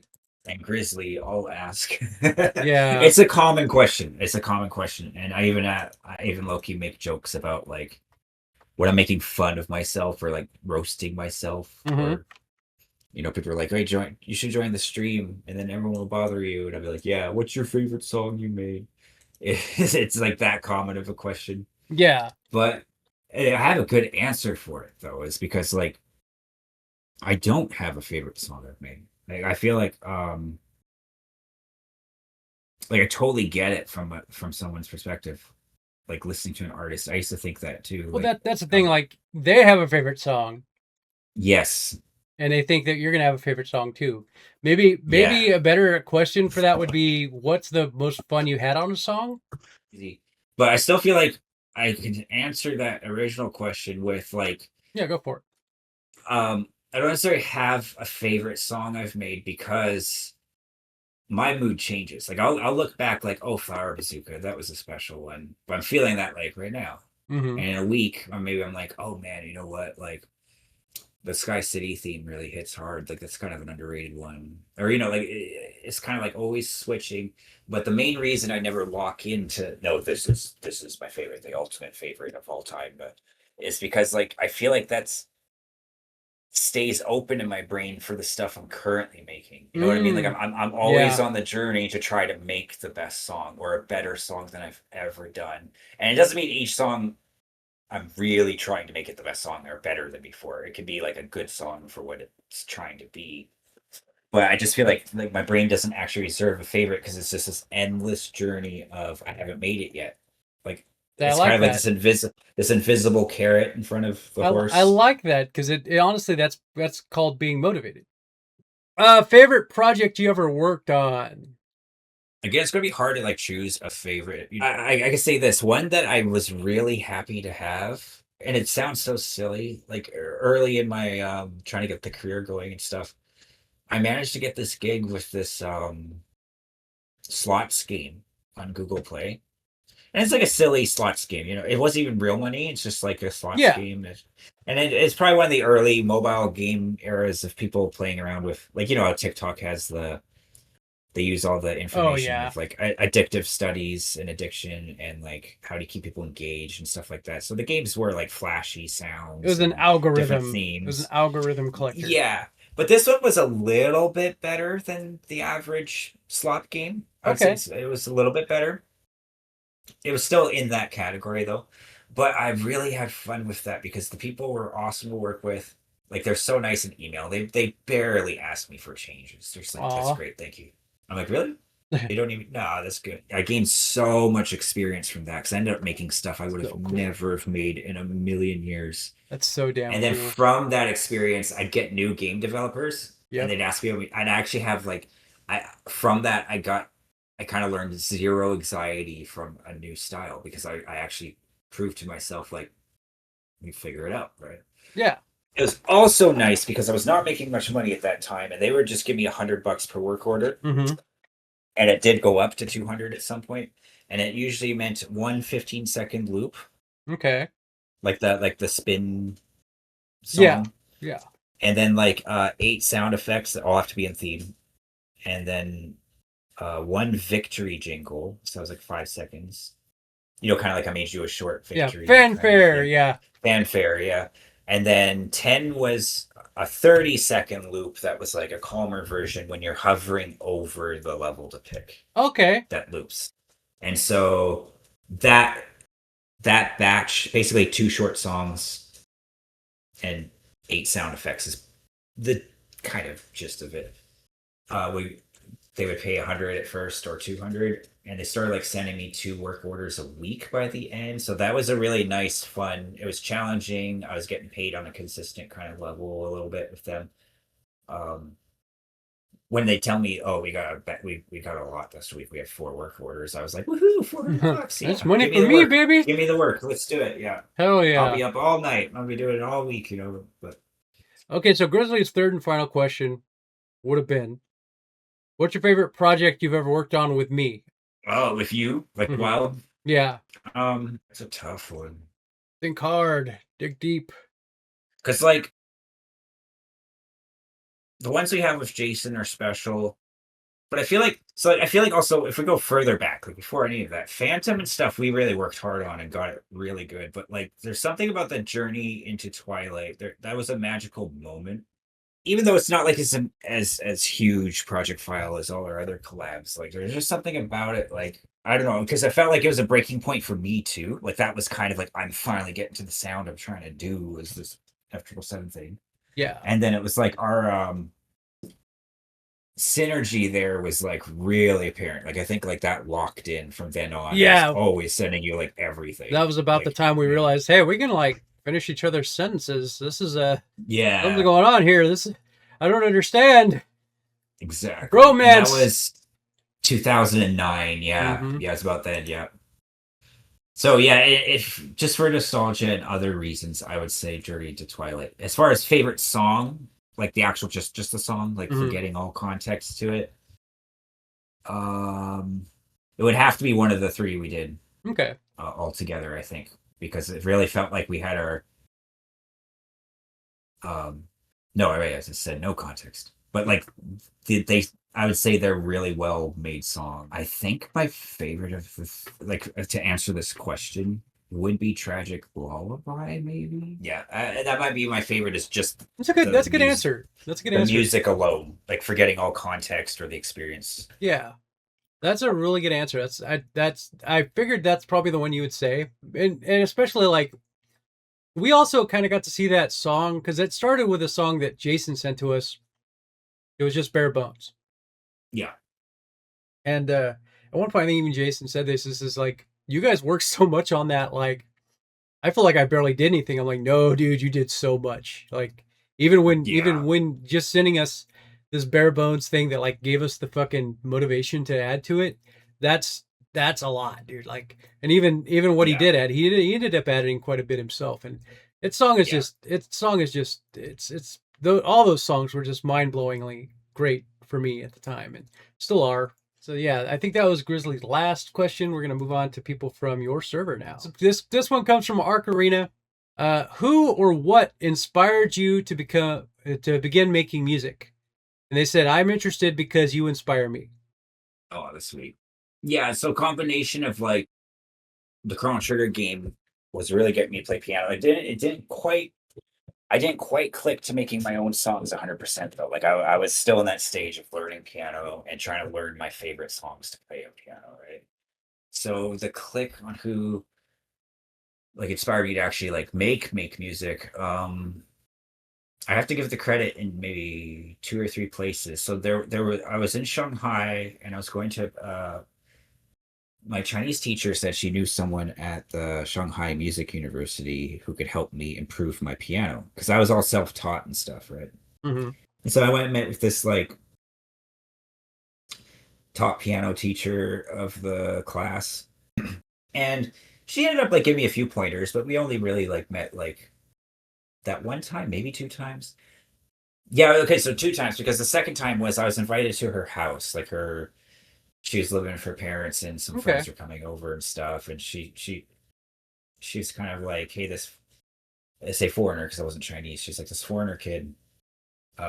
Is actually really good at piano. Like he's a little sloppy because he didn't go to classes like with timing, but he's like she thought I was like You were she's being prodigy, as they say. yeah, sort of like it was half her being nice, but half she was actually sparked her interest. I think Yeah. like she's like, what's going on here?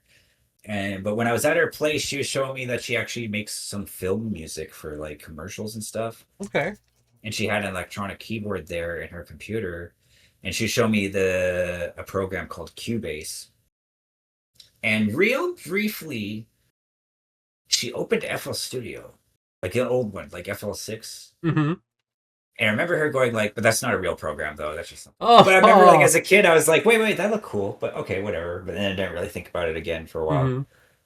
And then fast forward a year later, I've been playing lots more piano, and mostly on my own. I didn't really want to go to piano class, if I'm being honest. At that point, I ended up finding like ocremix.org because I was Mm-hmm. looking up again like Chrono Trigger remixes, Final Fantasy remixes, like games, Mario remixes, and oh man, finding ocremix.org was like finding a candy store, like a Oh, you're gold telling mine. me, dude. Yeah. And I was just like, this is so cool. But that's what inspired me. Is I was like, how are these guys all doing this? It must be that Cubase kind of program. Because before I met the piano teacher, I really thought that people just had really good synthesizer keyboards, which that is at a time that was how you did all your songs. Mm-hmm. A really good synthesizer keyboard, and you're like recording your own kick drum loop on the. Yeah. And I was still under the impression that that's how it's all done, and I didn't have money for that kind of keyboard, blah, blah, blah, so I just never really thought about it.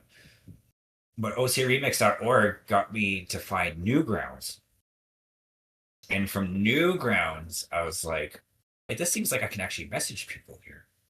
Yeah, there's a community. What? Yeah, so I messaged people, and I think funnily enough, I think it was DJ Nate was one of the few guys who replied. It was actually DJ Nate, and he was, it wasn't only him who replied, but the thing I was seeing was FL Studio. Oh, I use FL Studio. And I was like, then my brain clicked, like, okay, I gotta download this. So Oh, I it's would that say it was program like, that's not really a program. I know, right? But then seeing that's what they were using, I was like, okay, it's definitely good enough to make music then. And then, Yeah. and I like the look of it. So yeah, the inspiration was mostly just yeah, finally finding ocremix.org, Newgrounds, and a few like trance songs on LimeWire and stuff were starting to explode everywhere. Like the name Tiesto was starting to spread around. All right, moving on to the next question. That was a really good one too. Oh man, this is a hard one to pronounce. Forgive me. Tethrar Exitit. Actually, I think you got it. Did I? If it's not, it's Tethra Exitet. Tethra Exitet. Yeah. See, that actually sounds right. I remember this name because they sent. I'm pretty sure this person sent a song in the one of the events I did. Uh-huh. And I was also on this loop. I was like, "How do you say your name?" So if we still got it wrong, we're sorry. We apologize. Yeah, but so Tethra Exitet asks, do you think that you would ever make a collab between a large musician in 2026 or in other upcoming years? I mean, I got some stuff on my bucket list. Like, it'd be great to actually do a real collab with DJ Nate and stuff like that. We have one in the past. Like, these are kind of like bucket lists. Yeah, that would be cool. But and I'll definitely try to do some steps to do a bit more on that, like a DJ VI. Like, we're all from Geometry Dash. It'd be really, really cool if we actually like after all this time. Like I think the one I did Water Flame a year or two ago was like really like that was like the universe was like this has to happen. Like we're kind of like both these names doing the same thing side by side, but never actually like join forces, right? And it turned out amazing. But the only thing I just got to say of collabs is like I can't just go. I'm going to collab with this guy, and it's going to happen, and we're going to release it. Like collabs are like. It's a weird analogy, but I still use it because it works. It's like, you know, you can go on a you can ask anyone to go on a date. You can go on a date with anybody, but it doesn't mean even if you think like, man, we like the same things. Oh, we're like in the same blah, blah, blah, this should work as a high likelihood of working. Doesn't mean you're going to click. It doesn't mean, okay, you're now boyfriend, girlfriend now. That might be it. You just had a nice dinner and things didn't work out. But to answer the question, I would still say, like, do you think you would ever make a collab with large musicians in 2026 or other upcoming years? I'll just still say yes, because it is in the plans. Yeah. I still really believe I think that's definitely going. In other words, you're not cutting yourself off from that. You're still open about it. It just depends on what opportunity it presents. I just feel like some people think it's just like a decision or not. Like it's hard for understandable people to kind of understand how a collab process works. And even for me, it wasn't until I've done 20 of them and watched 15 of them not get anywhere where you start to realize how it actually works. You know? Yeah. All right, moving on to the next question. So the next one's from Somewhat a Tower. Have you actually played Geometry Dash? And if you have, what is your hardest ?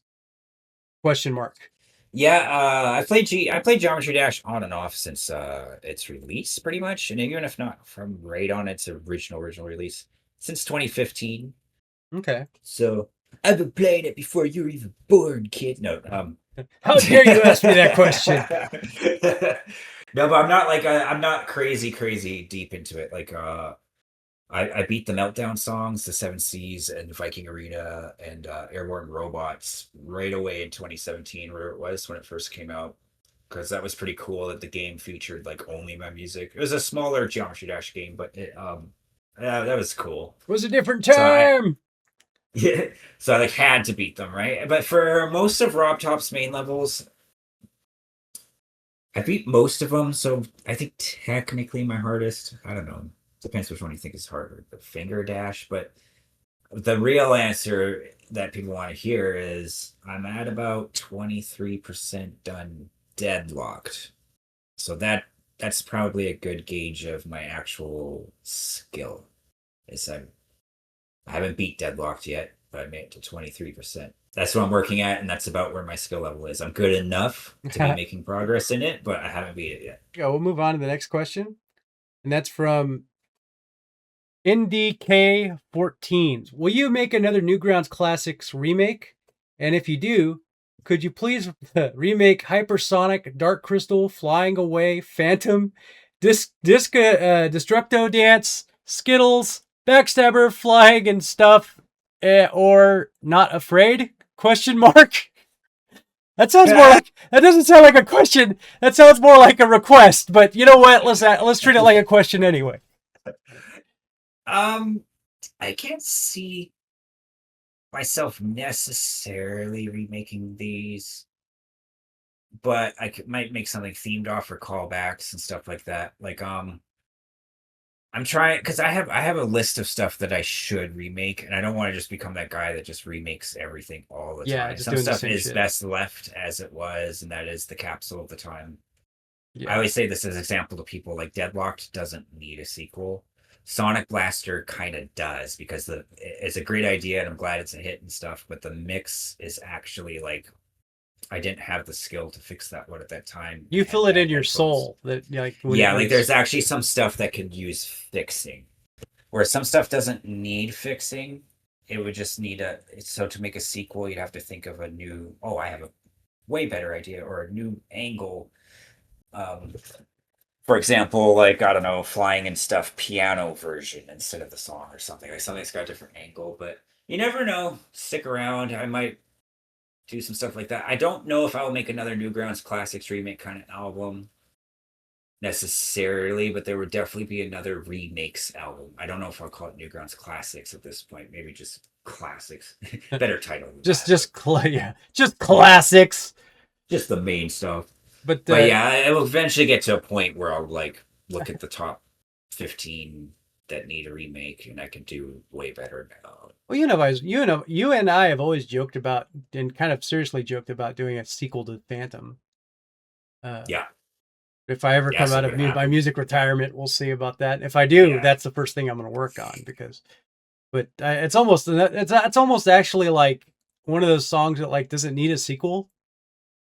Yeah, exactly. Like as you get older, you're like, does it really need to be, because Also because it is already a Halloween track and its familiarity, so you can pull it out every Halloween. Like you don't need a new way. To answer your question though, don't think I'm don't think I'm not going to ever remake those. Just like there's so much stuff coming and remakes of different things coming that like don't hold your breath on it, but don't ever. I just go by my mood sometimes. Sometimes you never know. I'm like really missing. Maybe I am really missing Dark Crystal for some reason, and I'm playing around with it just for an idea, and I actually did come up with something. Like, wait a second, like that can happen. Oh yeah, I'm in FL Studio doing little things all the time. I'm just see if it goes anywhere.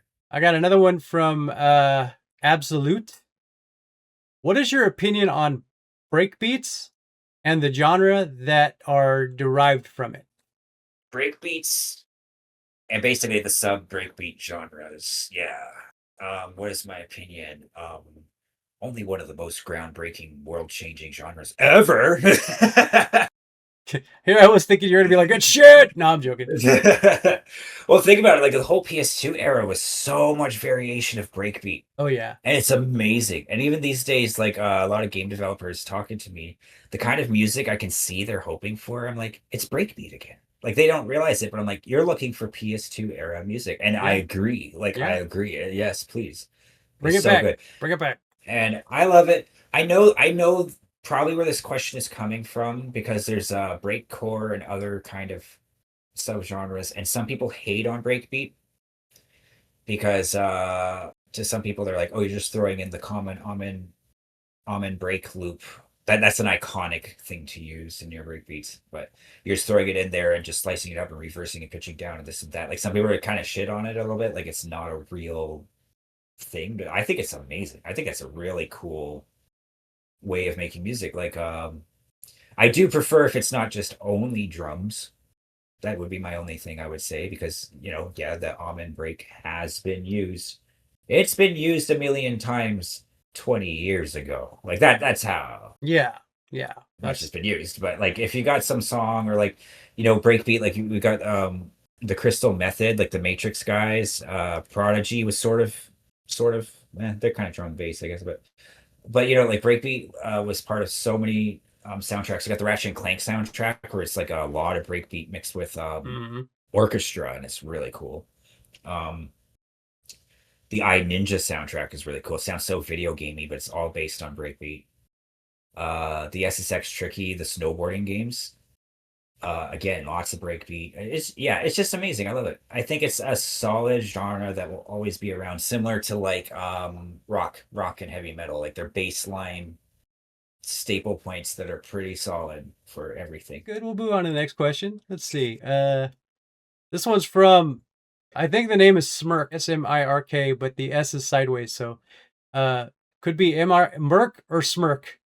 Apologies. They're smirking at us trying to figure it out. That's what it is. So, a classic question. What inspired you to start making music? I feel like we answered that. I guess that'd be a double. Yeah. Yeah. We answered that with was that Grizz's question or was that LK? No, but I think we talked about it earlier in the podcast when we talked about like your inspiration came from. I think you answered it because I asked you. Your inspiration, it came from like what it inspired you, like the games, because you already said it was basically Chrono Trigger, right? Yeah. And like the Chrono Trigger. You start making music. Insanity. I'm not well. That's why we play ghost games. So the next one would be from Nitrous GD. Why are some of your songs not on Spotify? They put in hyphens or parentheses. Sorry for spamming you about this, but you never responded. I know, right? So there you go. There's the official question. You gotta respond now. Actually, I'm wondering if did I still not respond to him? Oh, I just good question. I'll just put it over here. Yeah. Also, I get behind on DMs, guys. I'm so sorry. I'll get back to you as soon as I can.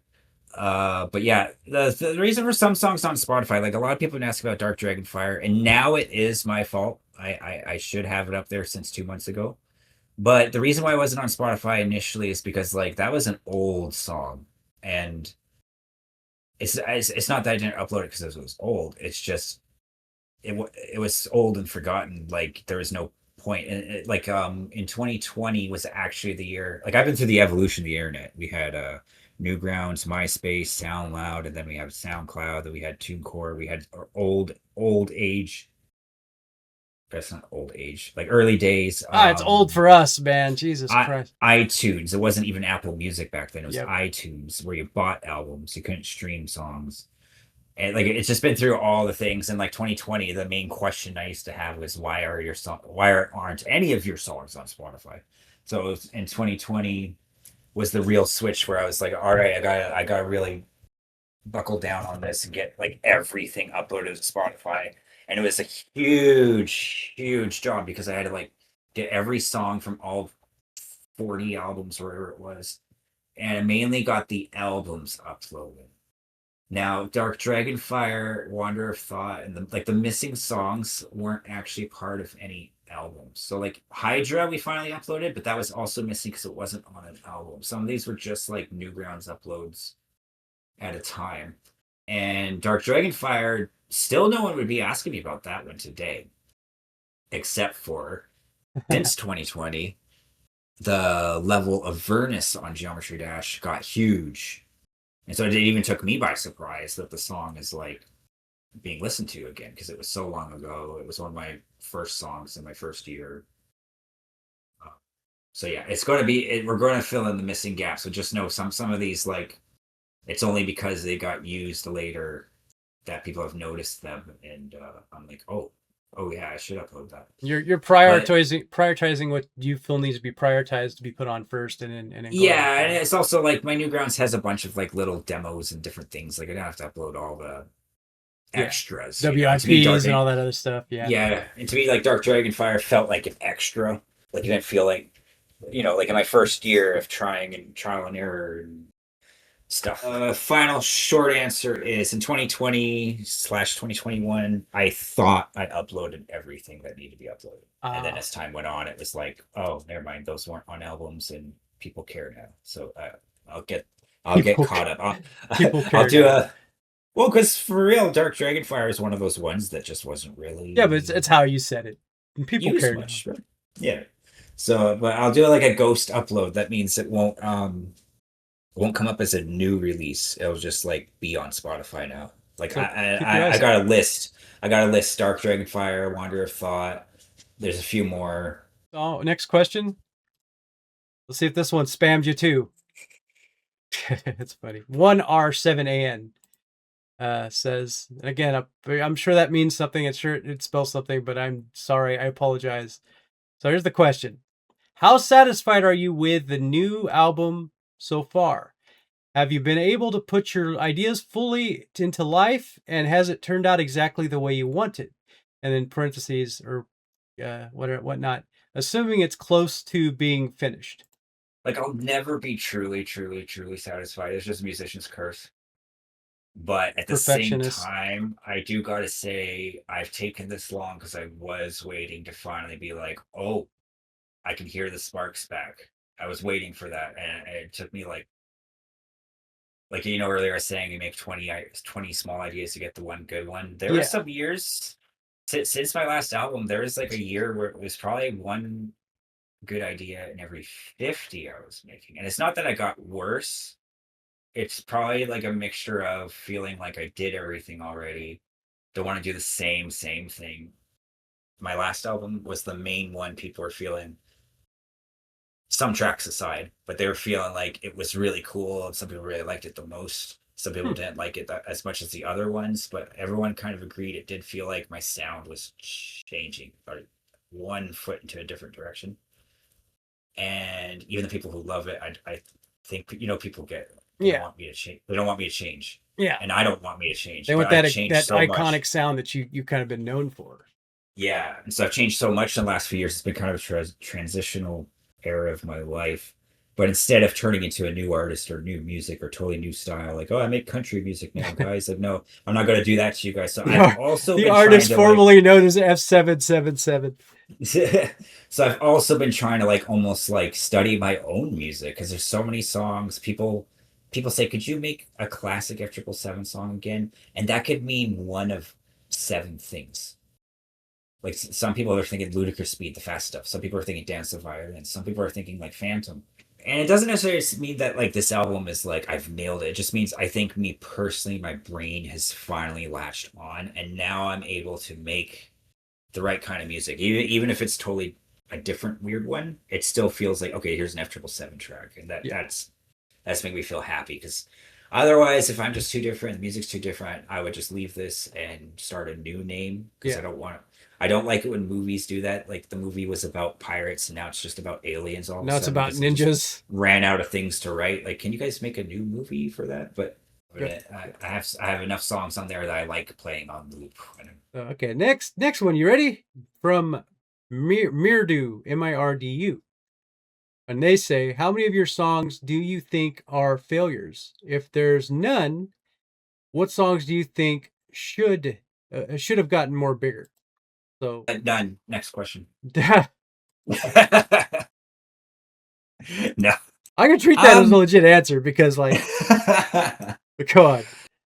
But I would think then you're measuring failure as how big did it get? Like that would be different. I wouldn't think that's a failure. That would be like an underrated or underdog song or something. What would you call that? Underrated. Yeah, I think underrated. But would be. I mean, it's good, but not that many people really discovered it. It didn't take off. It didn't get the views. By standard. It's no lie, we all live in social media times. Success means more views and likes and stuff. But no, I'm going to actually focus on what kind of songs I think are failures just for this song. This is all the one that you sing too well. Bring me snacks sometimes. I mean, I have some. Okay, here before I get into that, I have a funny fail. Okay. This is a technical fail. A technical fail? You're using fucking baseball terms or some shit? Well, I mean, it's actually technical, because I had a song called on my last album, Raptor 3. It's called Falcon Stomp, which is cool because I had an old one called Falcon Punch, and it sort of uses the same melody, but it's a totally different song. Blah, blah.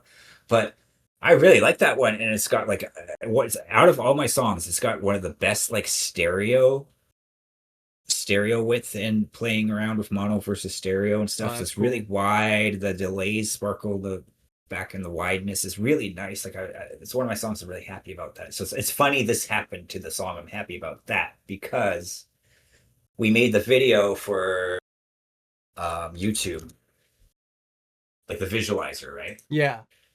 And so, you import the song into the video and you export the whole thing, right? And I listened to the finished video. The first 2 exports I listened on headphones, and it was all good to go. But I need to do one more tweak or something, or does Fade need to do a tweak? I can't remember. But on the 3rd export, I listened on speakers real quick. I'm like, yeah, okay, it's good, because I was focusing on the video, and I uploaded it to YouTube. And it was doing really well the first day. It actually got to a bunch of my subscribers. The views were pretty good for first day, second day.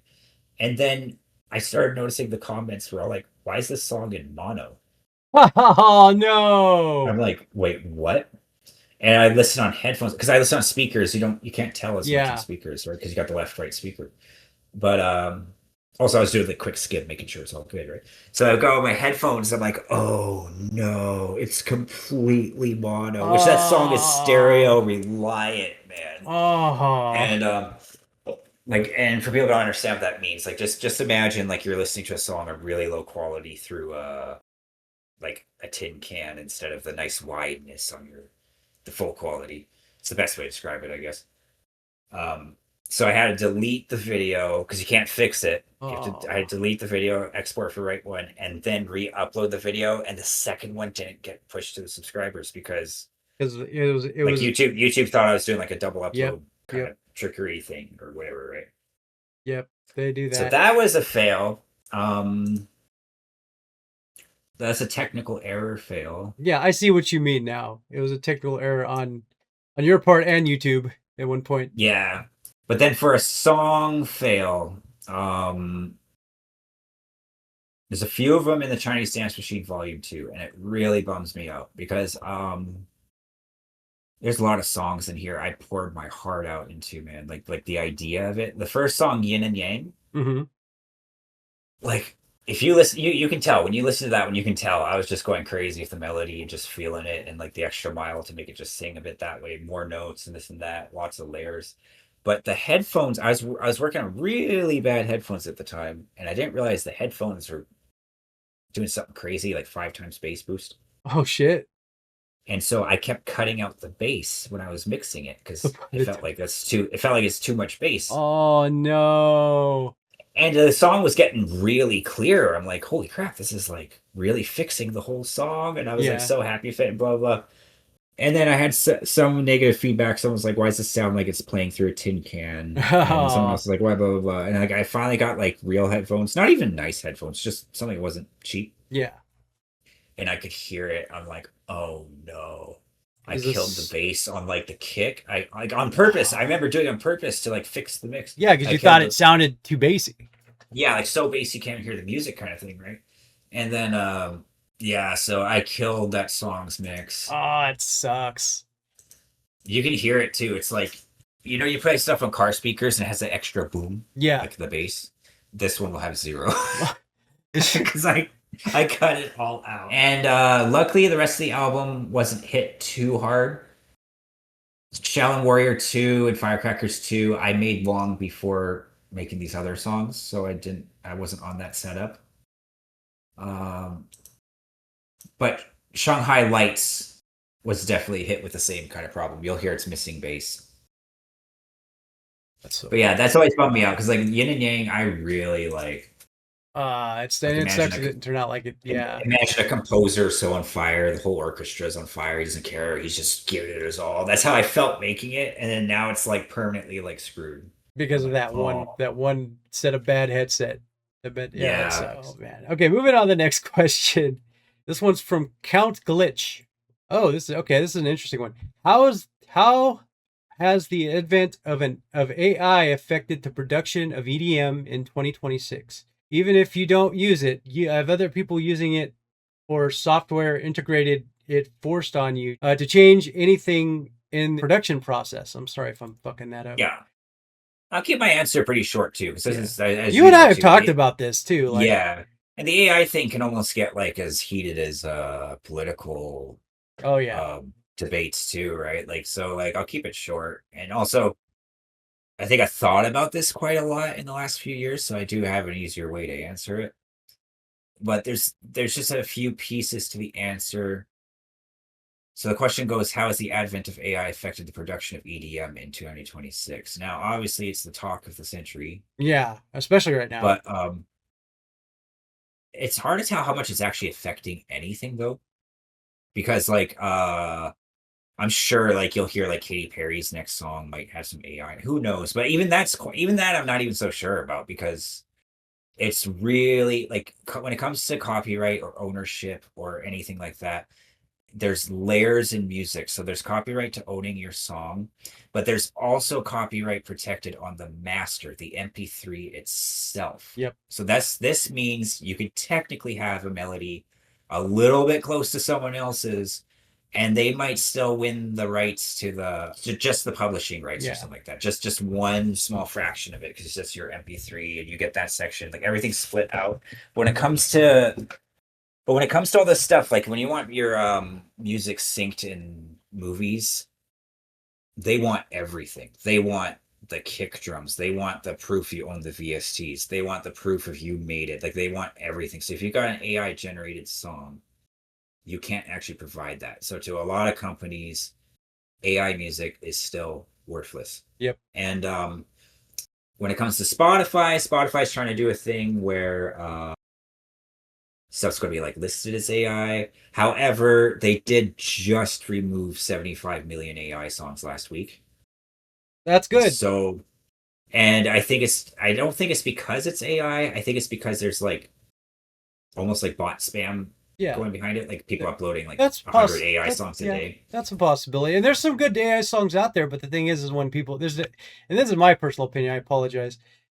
It's difference between like someone saying it's them doing it versus them saying, "Oh, this AI did this," you know.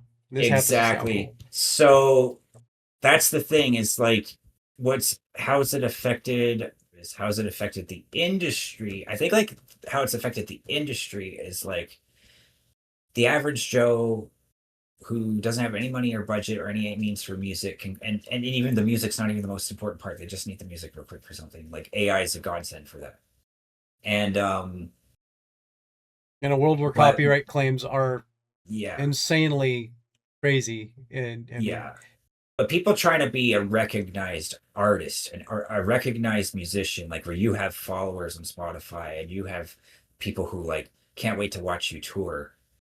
AI is going to do nothing except make you lose fans. oh yeah, Because people feel so tricked. People used to feel tricked from popular singers just lip sync. But yeah, people like real if they're following somebody, if you're trying to be a fan, like I'm a fan of like Savant's music. I think his style is crazy. The detail he puts in, I think the stuff he comes up with is really crazy and stuff like that. But if he came out like, "Hey, here I'm playing around with AI," even if he did do it to quite the micro scale of each piece of AI and super hands on, it still kind of makes you a little disappointed. yeah, because Like you're a fan of there's that not guy. that love, you know. There's not that Yeah, hands-on approach.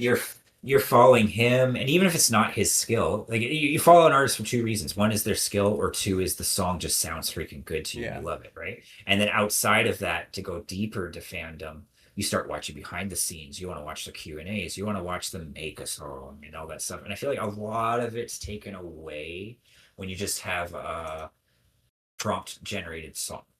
Yeah. So it hasn't changed anything in my production process because there's no point. That's not what I do, and I feel like people like me just keep doing what we're doing.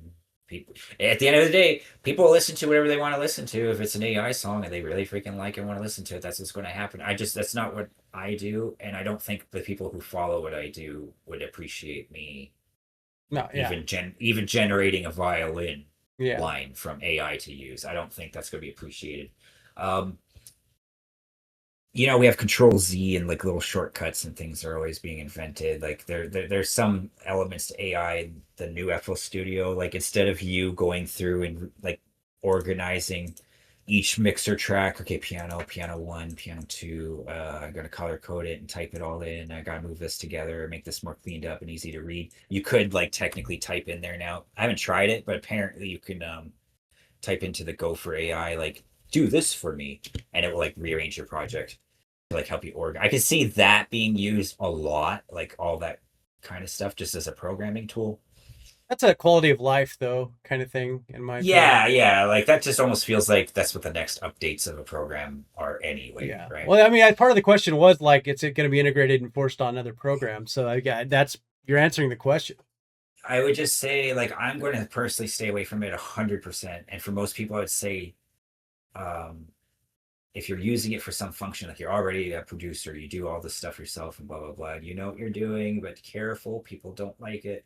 But the full other side, if you think typing in a prompt and you got a song is going to make you a followed artist, don't fool yourself. You might make a hit. You might make a hit song though. You might make a hit song. People like that song. It's funny. It's catchy, or has a memeable something, and a lot of people are listening to that song. But you're not going to have like followers of you. AI's already got a fake vibe around it just from fake videos and this and that. However, I still think the best use of AI, and actually, you've dabbled in this too, is when you're like, oh, you know, it'd be so funny is like, oh, if we had a rock song about I don't know, spilling coffee in the car or something, and you Yeah. just type it up and you get it out, share it to your friends, you're laughing, and like you just made that happen real quick because Or in some cases, like stuff that happens to us in video games. yeah, and so you've had a cool way about it is you've used it sometimes to make like a recap or like themes of stuff that's happened Yeah. to us in the games and stuff like that. And of And you're course, busy when I editing the do it, videos. when I edit the videos, I put the videos out. That always says the music is AI generated. I'm never, being a former Yes. music producer myself, I'm never gonna shit on anyone for that because that's I know how hard it is people work on songs, and so like I'm never gonna be like, oh, that was me. I'm not Yeah. that fucking hard headed or stupid. That's just ridiculous. Like And I'll to always say, clarify, Wildfire One's songs on his Newgrounds are not AI. yeah, I don't think you have to worry about that. They were out before Those AI. aren't. He just does the funny songs too, but he hasn't been. I haven't done AI until like Yeah. last year, AI music, but Yeah. I do that because one, it's hard to get new music for anything that isn't copyrighted, and two, it's sometimes it just fits too well into what I do. Exactly. And I still put all the hard editing and all the hard work into the videos and stuff like that. You know, it's just that sometimes I want to. Yeah, like, what are you gonna do? Blow $2,000 on a band and a singer every video? exactly. Like, see that's where like I said earlier, was like it can be really handy for the average person who just need music for something. Yeah. When it comes to making a game and all that stuff and everything, though, I would still say like hire a real musician because you're going to have more problems monetizing your game and stuff like that. And liability, like forget copyright, liability is still a real thing. Yes. Stealing into artists. If you hired an artist and they stole music, but they sold it to you saying they made it and it's theirs, the liability actually goes on the musician. Exactly. If you use AI music for your game, you still risk being in some kind of like, oops, we accidentally stole a song actually that generated out the exact same. So the next one is from Eclipse, our good buddy. Yeah. And it says, why are you so good, better gamer than me? For real, for real. I wish I could 100% accuracy Widowmaker like you. Teach me, please, please. I don't think that, something's suspect about that one. Okay, I might have wrote that one. Yeah, Eclipse didn't write that, but yeah, but we're just giving Eclipse time. He's probably thinking. Oh, of course. Why are you so good, better gamer of me? Why the broken English, Jesse? Oh, he has trouble with Why it. He's gonna hate me. He's gonna hate me. Why use big words when He's gonna be like, Jesse, get an Overwatch 1v1 now. So like that was literally the last question, and that was a good joke question to do. So we've been talking about doing this particular the interview for years. I've been asking Jesse, like, honestly, like I said in the beginning of the episode, like, hey, we should do this. We should talk about all the stuff we didn't talk about the first time around. And I feel like I think we went over a lot of that stuff today. Yeah, actually. I remember we started like not sure if we'd be able to think of the right things to talk about. We actually did cover. Yeah, I feel like we covered everything. A lot of the main things. Yeah. So okay, well, this will be the portion where Jesse, you get to whore out all of your social media. Join the Discord server. F-777 Discord server is pretty awesome. If you're only looking at my YouTube and feeling like I'm not doing much, go to TikTok. My TikTok's been the main thing blowing up. Still not a ton of videos, but like a lot of activity there. We got like reshares of videos, joining live streams and stuff like that. You're more active, still might be hard, for sure. Still might be hard to DM me on there because there's so many DMs I can't keep up with yet. That's how much it's exploded. But you can always join the F-777 server. That unlocks direct DMs with me. Other than that, yeah, just add one of my songs from Spotify to your playlist, so I'm in your daily listening or something. There you go. Okay. It'll be the same post everywhere. So yeah, you'll see it one way or another. So yeah, you don't have to follow them all. It's just one of them. I'd suggest going to his Discord because his Discord's fun. He does all sorts of really cool things on that channel, including rating songs other people's done, And some sneak peeks in there. I do actually yeah. do some. You'll get more previews from being in the Discord server for sure. Because even stuff I'm not even sure if I'll finish, you might get to hear there. Yeah, stuff that you Some might not even be out. Yeah, So it's actually technically the Discord server probably is the best place. Yeah, it's because you get all that extra content, extra stuff, and it's easier to make contact with him or whoever else there too. Because there's a lot of other really good musicians in that server. Oh yeah, there's some amazing. Even the last time I did the listening to your songs event, like I was surprised, like holy crap! Like I was like, are all of you better than me? Oh, the student has outranked the master. Oh, gotta ban him. Too good. mods. Get in here. Get out of here. Yeah. So that's where you could find Jesse. It's not really hard to find, trust me. And he's I'll say it again, good friend. I see him as a brother. I've known him for probably the longest on one of the longest people I've known on Newgrounds. Dude, if it was 2007, that means next year it'll have been 20 years. Oh my God. Don't remind me. I've got gray hair now, Jesse. Oh man. Longest friend ever. Cause yeah. But I think we'll go ahead and end the podcast there, guys. We want to thank you for watching and listening. We'll see you next time.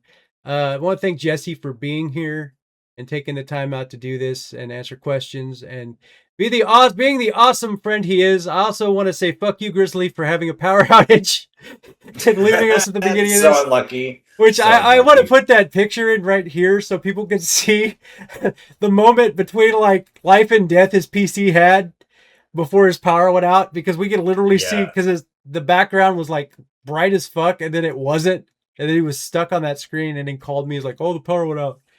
So and there's this whole section of the city or something. So that's not a quick fix. Yeah, he said it was like his whole. So I'm like, it's fine, dude. Just fucking relax. He just got back from Disneyland anyway. Fuck that guy. Disneyland. So he did try though. He was here. He did try. He was here. Yeah. I'll give him that. Especially after his Disneyland trip. So we'll see you next time. News in the future. Maybe we'll start the new season of the podcast in the next few months. I'm not sure yet. I'm enjoying the time off. I'm getting a lot of content out as far as Nerds New Sexy goes. But till then, we'll see you. We want you to stay nerdy and stay sexy.